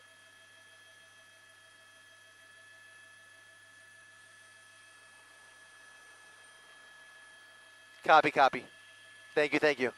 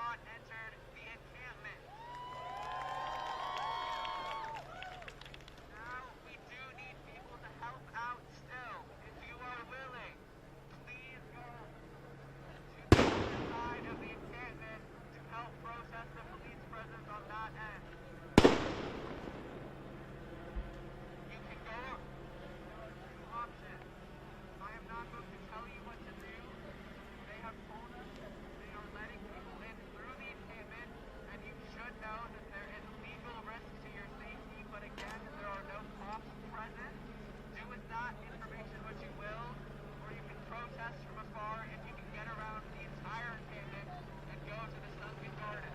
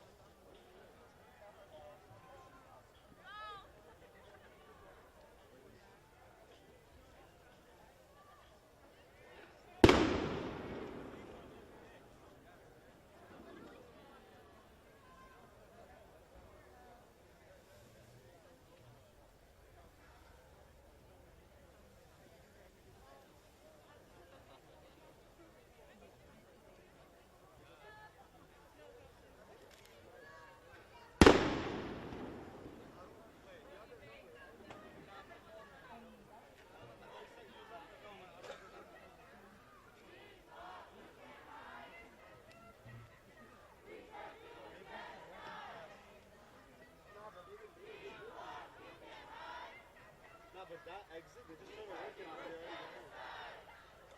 Yo, Free Palestine! Free Palestine! Free Palestine! Free Palestine! Free Palestine!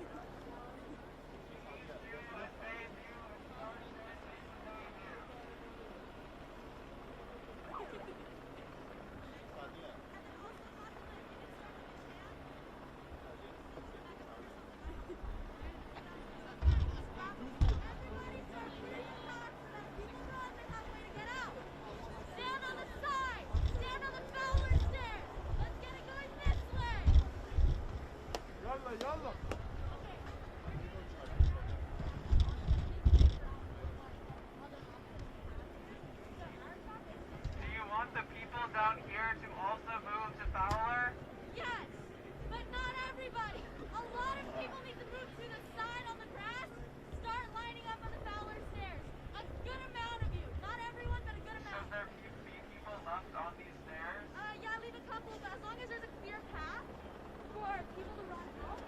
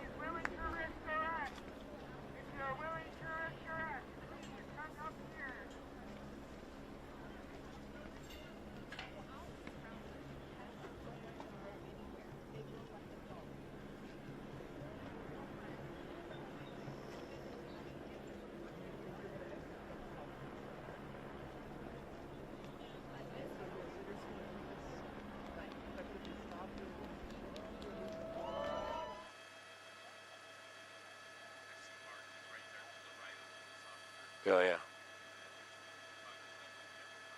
Yeah.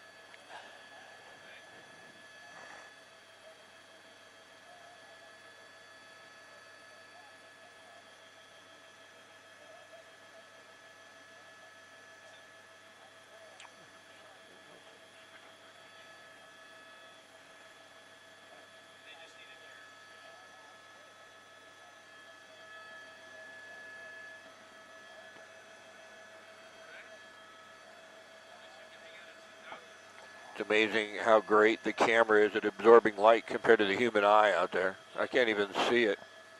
Can you see it? No. I'm like Ray Charles back here.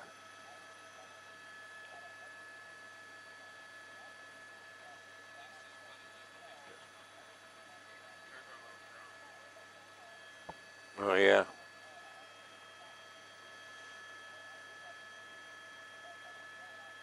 That's a PD drone, I would imagine.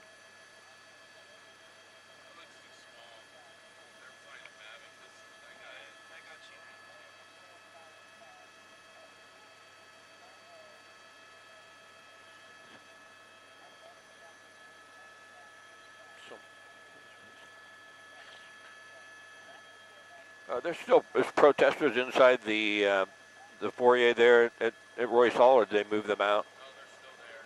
That's what's going on right now. There's a fight between them right there. Yeah, it looks like they're trying to clear it. Right, and they keep every now and then if you look to the right of the screen, it pops up. Yeah, yeah.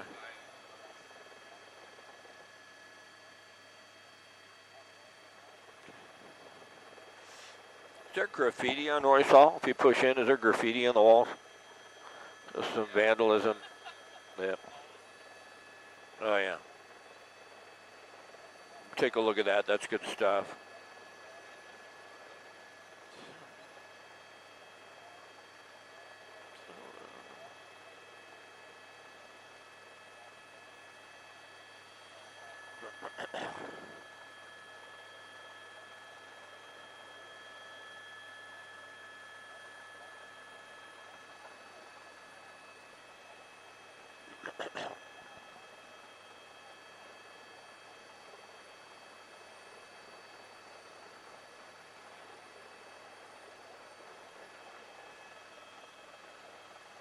Yeah, Rachel and John, so what you're looking at there is Royce Hall. You see all the protesters running out? Well, the officers, law enforcement, had decided they want to clear this area.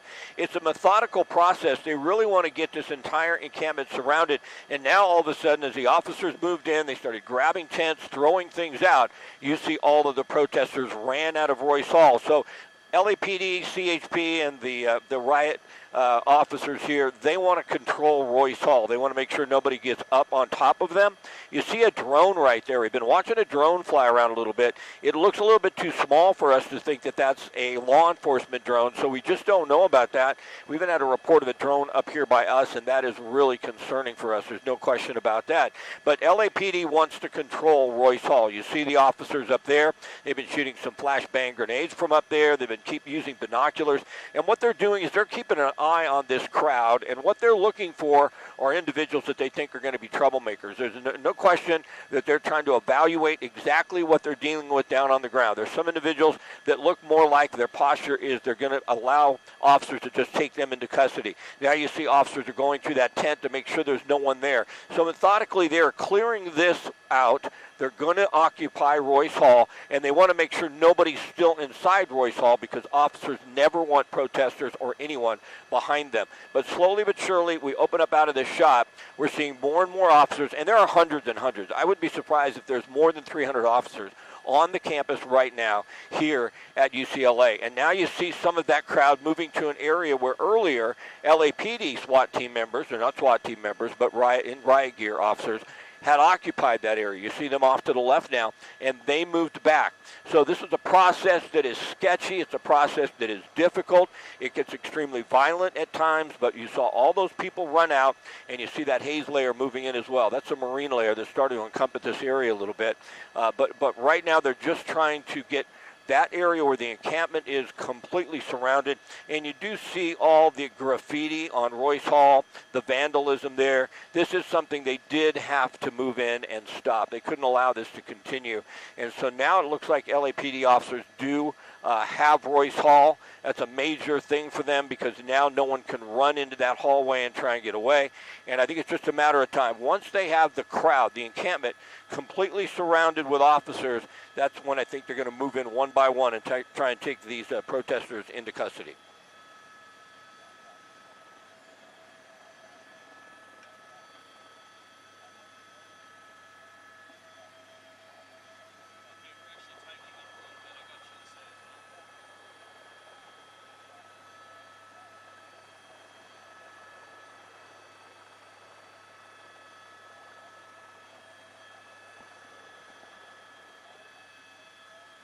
Open up out of your shot for me, Marcel. Okay, we're good right here. Just don't go any further east, but just go north a little bit.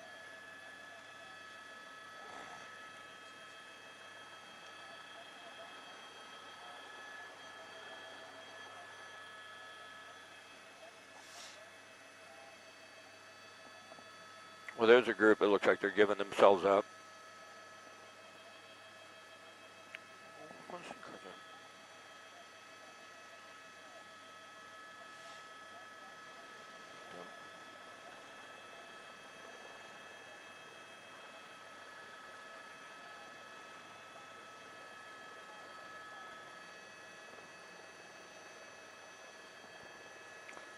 Give me that line of people there.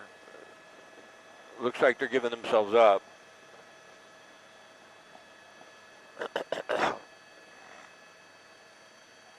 Some good stuff right here. Looks like there's a...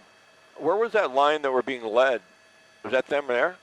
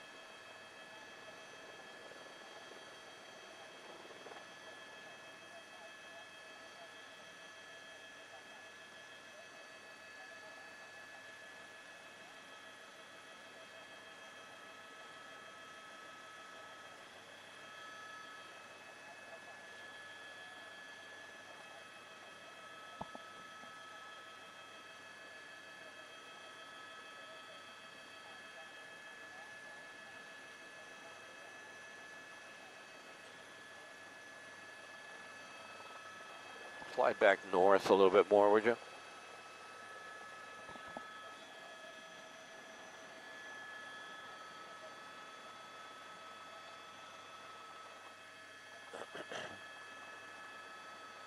Good right here.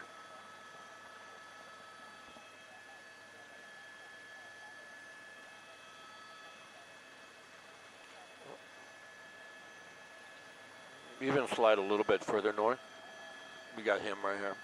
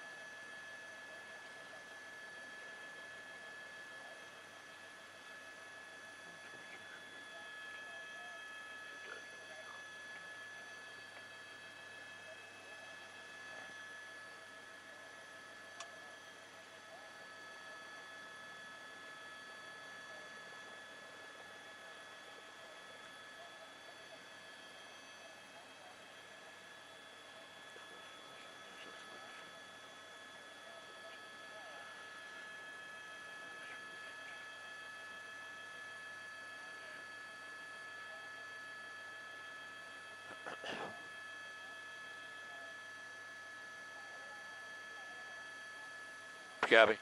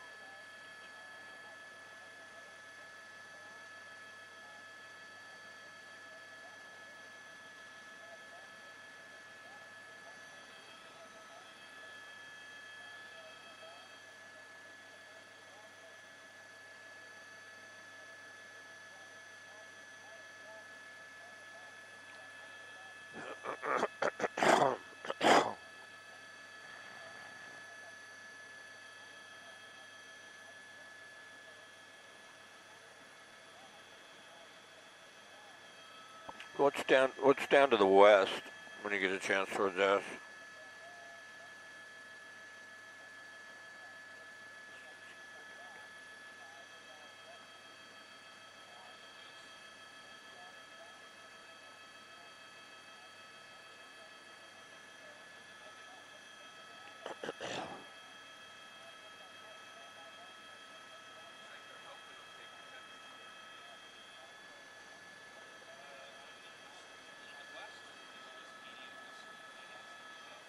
Okay. You can probably climb a little bit too. You could probably climb a little bit. I think we had a little altitude out of this probably.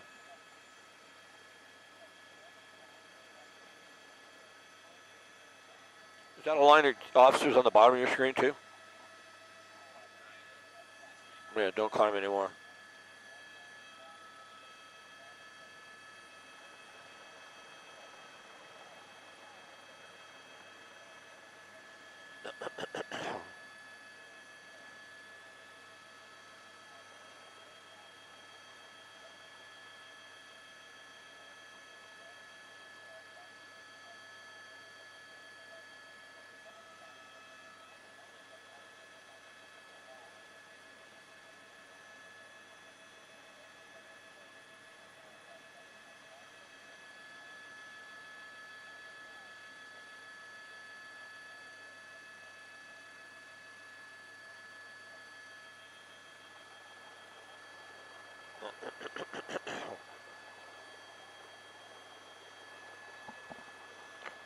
Oh, yeah, absolutely. There's been a lot of progress, and especially within about the last, 15 to 20 minutes.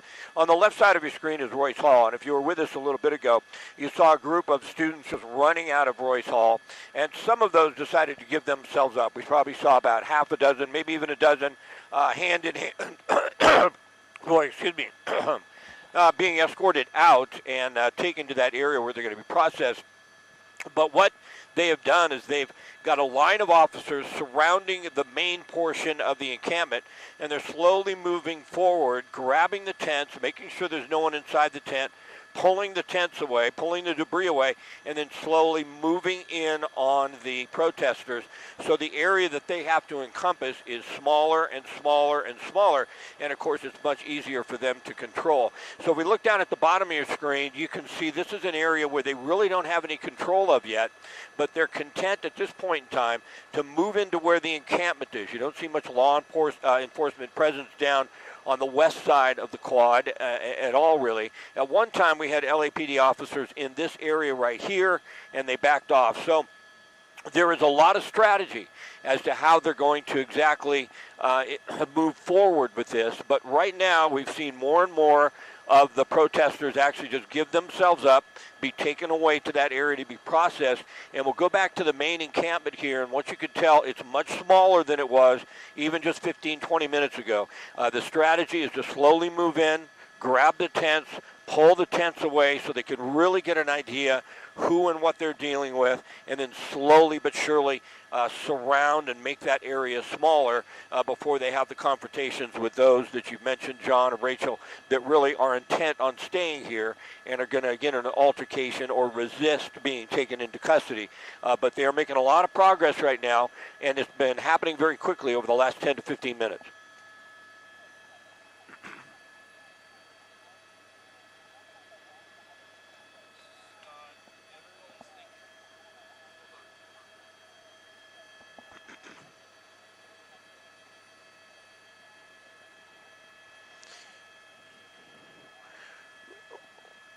Some of these are people, I believe, that came to for the protesters to support them, but it also looks like a lot of those down there are workers, probably hired by the university, and they're trying to move some of this plywood to an area off to the left. I don't think it's being built up as an encampment, or there maybe it possibly is. It's just really hard to tell. But this area hasn't been that fortified. It's been the area to the north where the encampment was, or to the east, I should say. And so it's really hard to say, Rachel, exactly what's going on down there. We don't have much in the way of police presence, but the encampment itself is what they're focusing on. And you can tell every moment that goes by, they tear down a tent, and they slowly just move in and make this circle or this area where the protesters are smaller and smaller.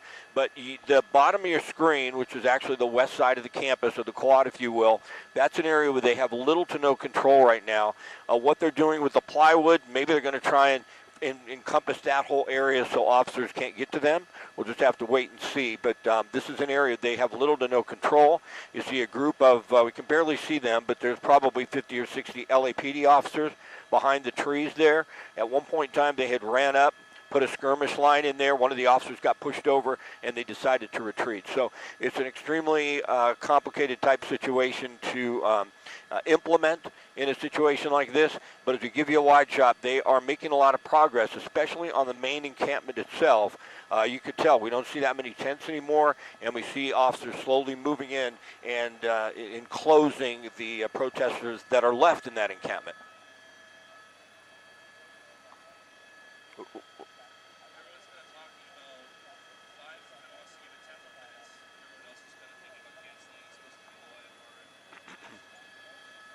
You guys make your choice. Not my choice. We make it with the pilots. Whatever you guys decide is fine by me.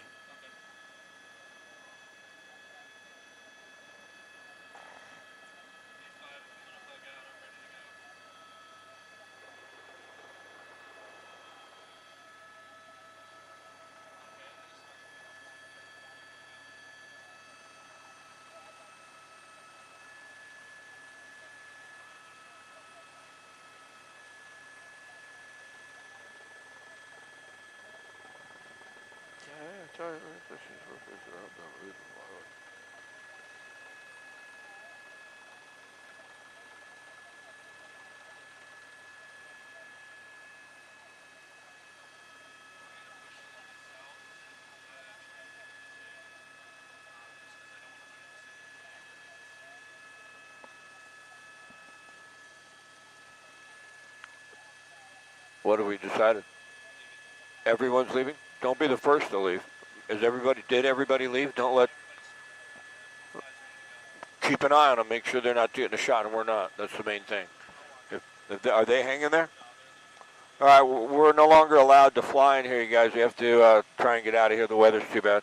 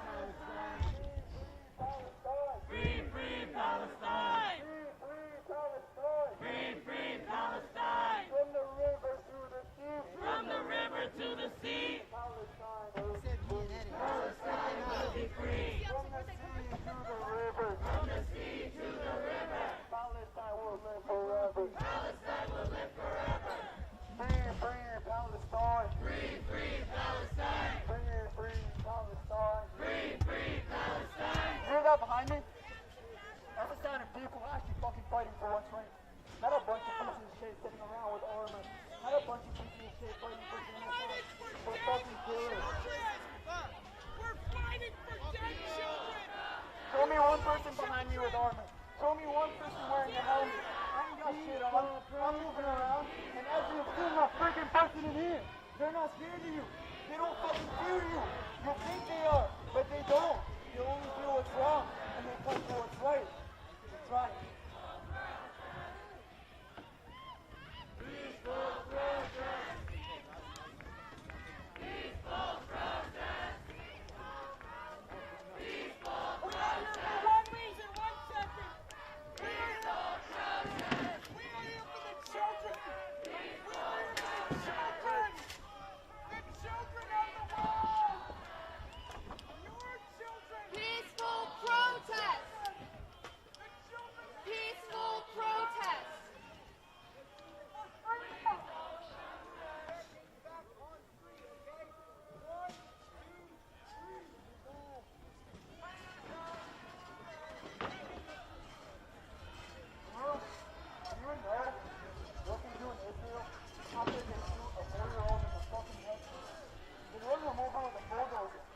That way his family can recognize it. That way they don't go back for it. That's one of your kids. I know some of you have 4-year-olds, 5-year-olds, 10-year-olds. Those are people who fucking should have had lives in Palestine. Should have fucking grew and went to school and college like your kids grew. Instead, they're walking around with 4 fucking limbs. Instead, they're getting their heads crushed by fucking bulldozers. They're dressers in fucking hospitals that get bombed. Day and fucking night. Free Palestine. That's what we're fucking fighting for. Free Palestine. We're scared of God. God only.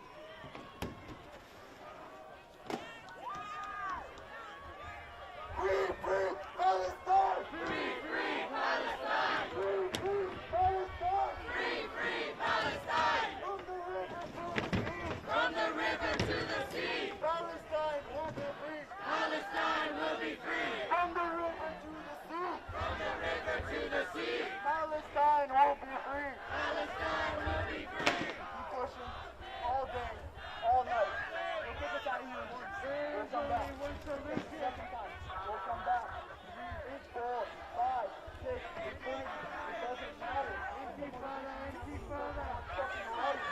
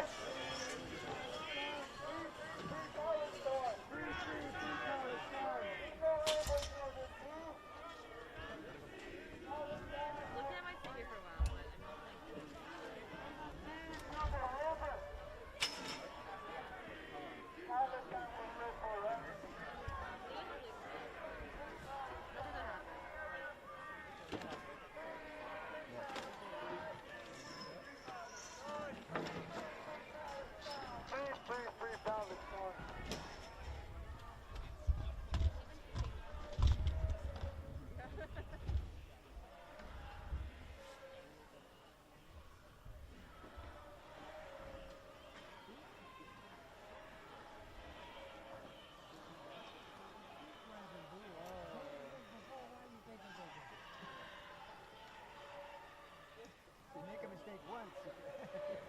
Your phone? Well, what? I thought the phone was over. Always.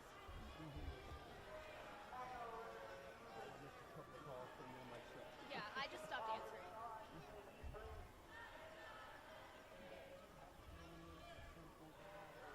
Joel, do you show that maybe?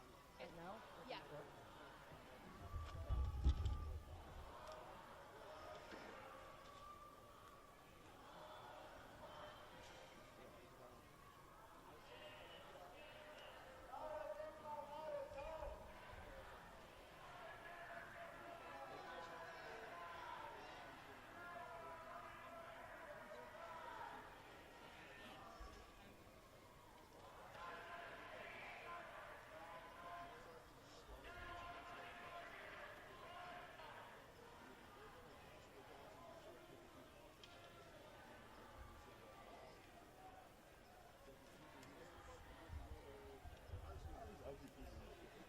Don't get me started. Don't get me started. You're so right. Yeah, you watch her look Ugly. All the right. last of the protesters that are fleeing to restrict this encampment, but they're bringing their faces while they're coming backed up by the stairs, and there's If I was a mother of any one of them, 100 of them ooh, that child, move let me know. backed up down the stairs. Planned Parenthood. That this is the barrier that they've created. What they've tried to do is pull any little pieces that they could from the second barrier that they had Literally. created to try to keep them long. Waste of life. This is a waste of life. Come in on the side. And stupidity and ignorance and having no brain, being a zombie. Literally a slave to the government. You're not even your own person. You should be ashamed of yourself. Y'all don't have autonomy?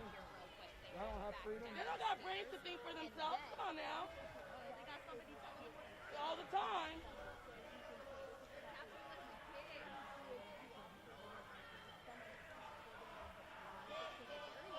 We're all failures in life.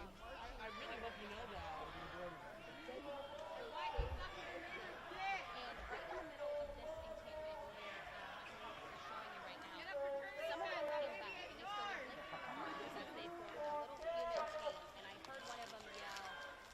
Hold on, don't do it.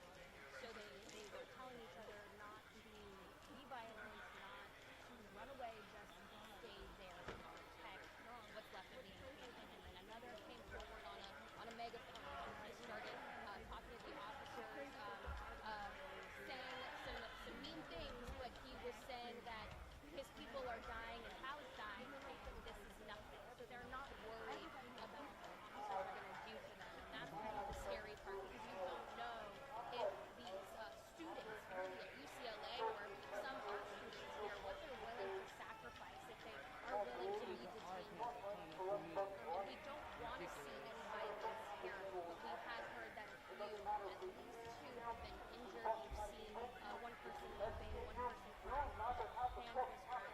And right now, this, as I mentioned, this is backed up all the way to the stairs at the very back of this large encampment that is now no longer existing.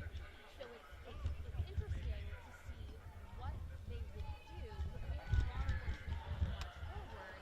Would they just run down the stairs and disperse? Because then you're in a massive quad, and would law enforcement be okay with that? National that this encampment is closed and protested to do like, or would they say this is still a lawful gathering? With the video? Moved in there? They moved in there? I went in there to use the restroom and I had this dumbass professor who was like, yeah, I'm a professor in the performing arts and I'm helping them. I'm like, bro, come on.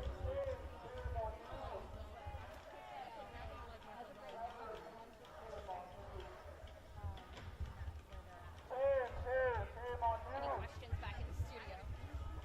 Wow, that's the funniest thing. I was fucking speeding at 150 on the 110 and they over here. Stupid.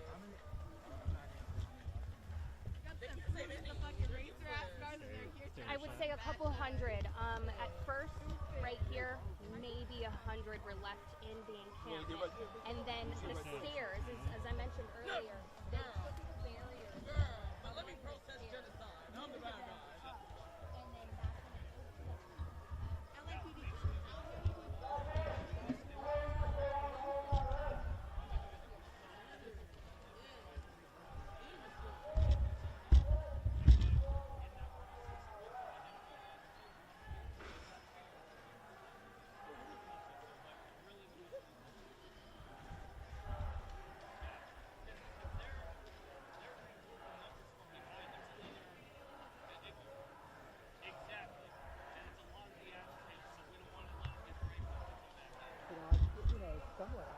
for it to sit like that, but I mean, I'm trying to avoid it as much as I can. We just got on the wall. Well, we've got some instruments stand. I don't know.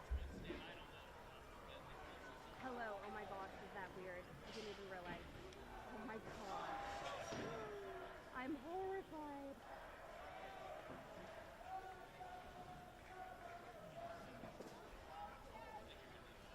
So that I can see.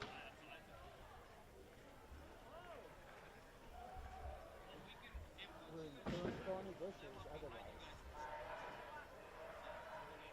Oh, it looks like I'm just like chilling. Casual. Oh my gosh. Casual about it.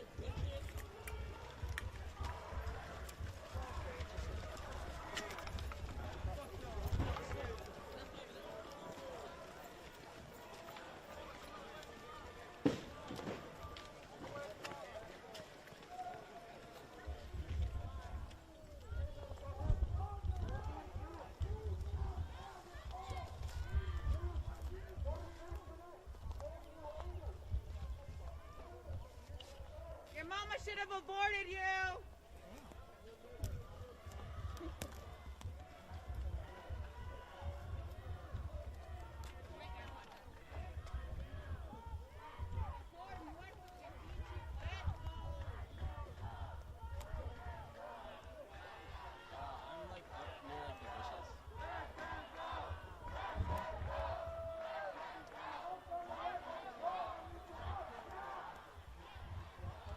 Okay, bye.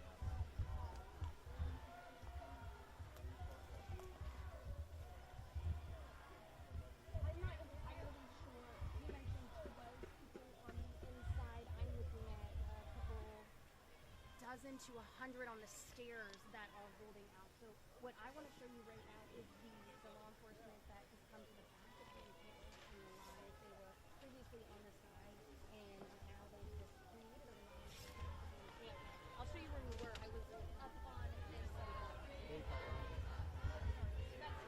a bush. So our security guard is going to walk us back out of the bush here, listening on my phone because AirPods aren't charged anymore. But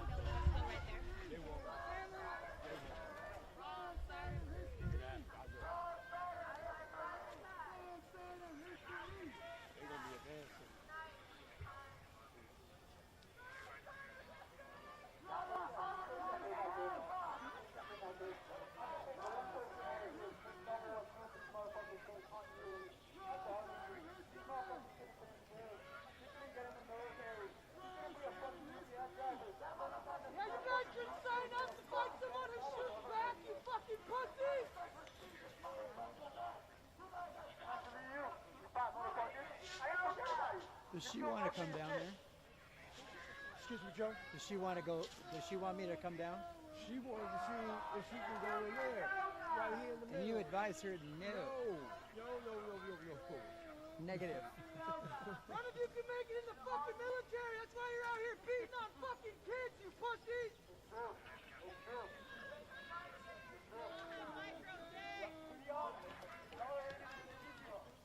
want to get in, you can get out around 35 more.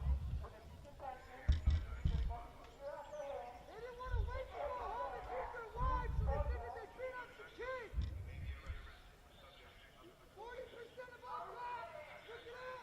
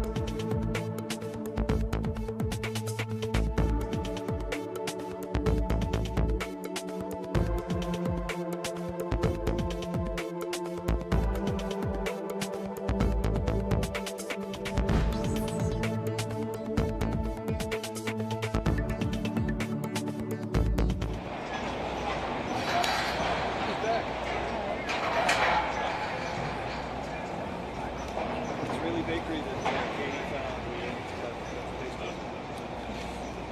어머니 걔네들 같은 거 restaurant.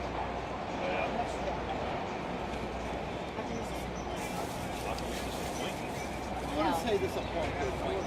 Oh, just like, feeling You're guilt. better than Yeah, well, like, again, listening to the face, and you look at me. You'll get up out of the emotion. Anybody have a white Dodge Ram? Look at you. White Dodge Ram? Yeah. Anybody have a white Dodge Ram? Okay. No. White Dodge Ram? Does anybody still do?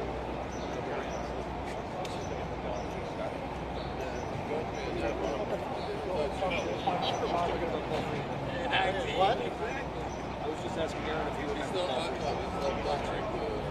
Go Freeman? Ooh, that's scary back then. For me, they weren't, because I knew them in Beirut. Once you work with somebody in a war zone, there's this bond that doesn't. Anyway, I think I have a bond with you. You do? I'll see you. No, I won't. Russell? Hey, Ross. That's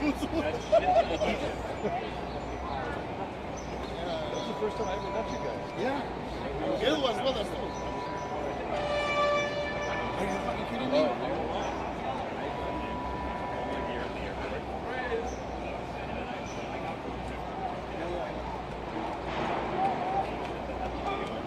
I was like, let's go. And he's like, wait, I gotta get my sound in. One Freeman, when 9/11 happened, I swear to God, I ran into him in the corridors of the second floor. Has anybody said anything nasty? No. He said, if anybody says anything nasty to you, because after 9/11, in this company, you let me know. It was brilliant, beautiful. He moved me. Then, no, but nobody did. He said, my father died in 2003. I went to Lebanon to have a service. Everybody was asking. The house will be full. Did you guys were hurt on 9/11? Did anybody hurt? And the only thing I told them is there were 6 deaths because of 9/11. 2 were Sikhs, not Muslims. 2 were Coptic Christians. And 5. And 1 was a Muslim, but the guy that killed him was white. And he killed him, and when they arrested him, he said, oh, because of 9/11. But the investigation found out that this guy was happy. I said, I go, America is from here, from Beirut. You get on a plane and you travel to London, 5 hours. That's how big America is. So 5 deaths after this is nothing. We had a fucking civil war. We massacred each other here. Once you put it in their perspective, they go, oh, okay. But Paul Friedman told me, he said, every day I take the whatever train he takes to Westchester. What do you take? Metro North. Because he looks tough with a mustache. He said, I get looks. People look at me. Weird.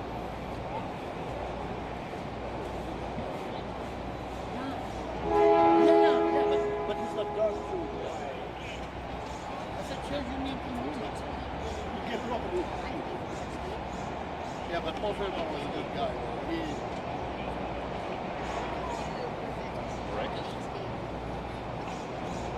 There is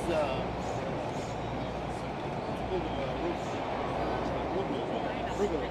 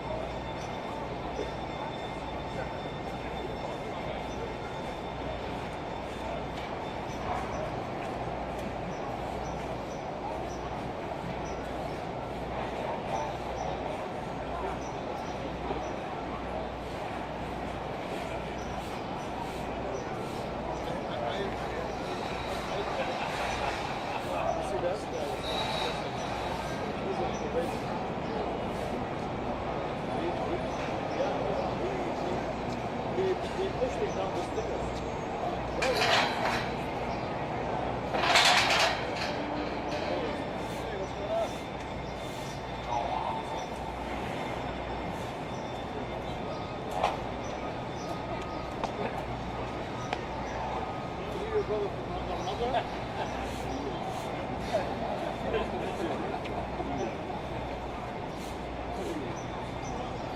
What do you want us to eat? What do you want us to tell you? You got this look on your face. It's straight past season. You got a permit? I don't know if it's wrong.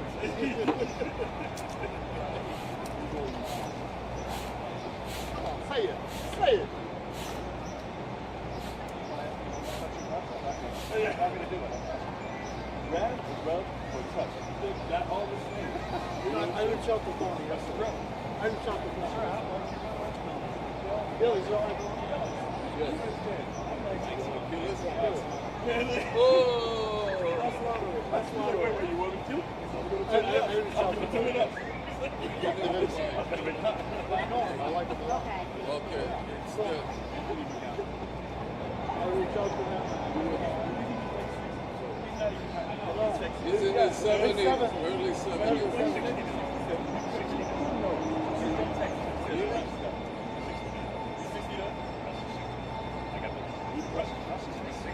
Yeah, yeah.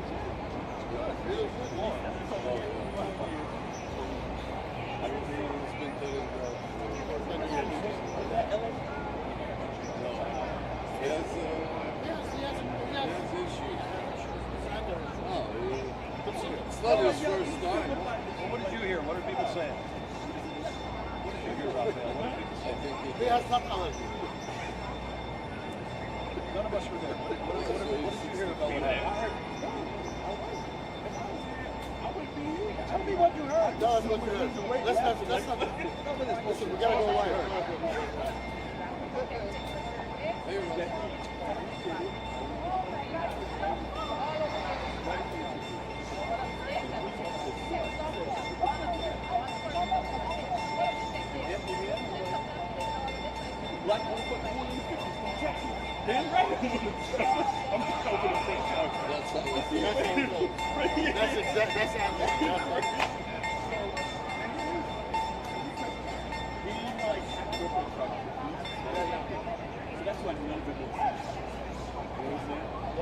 But once I started, once I started remembering other stories I've heard over the years, like, I thought I had forgotten those stories.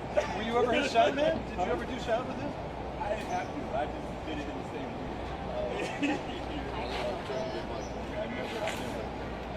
But the thing is,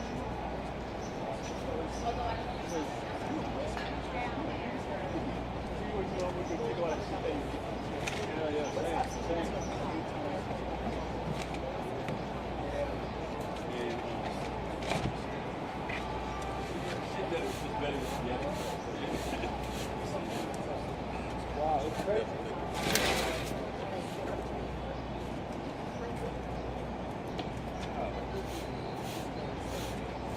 Wasn't on my big one card, as they say.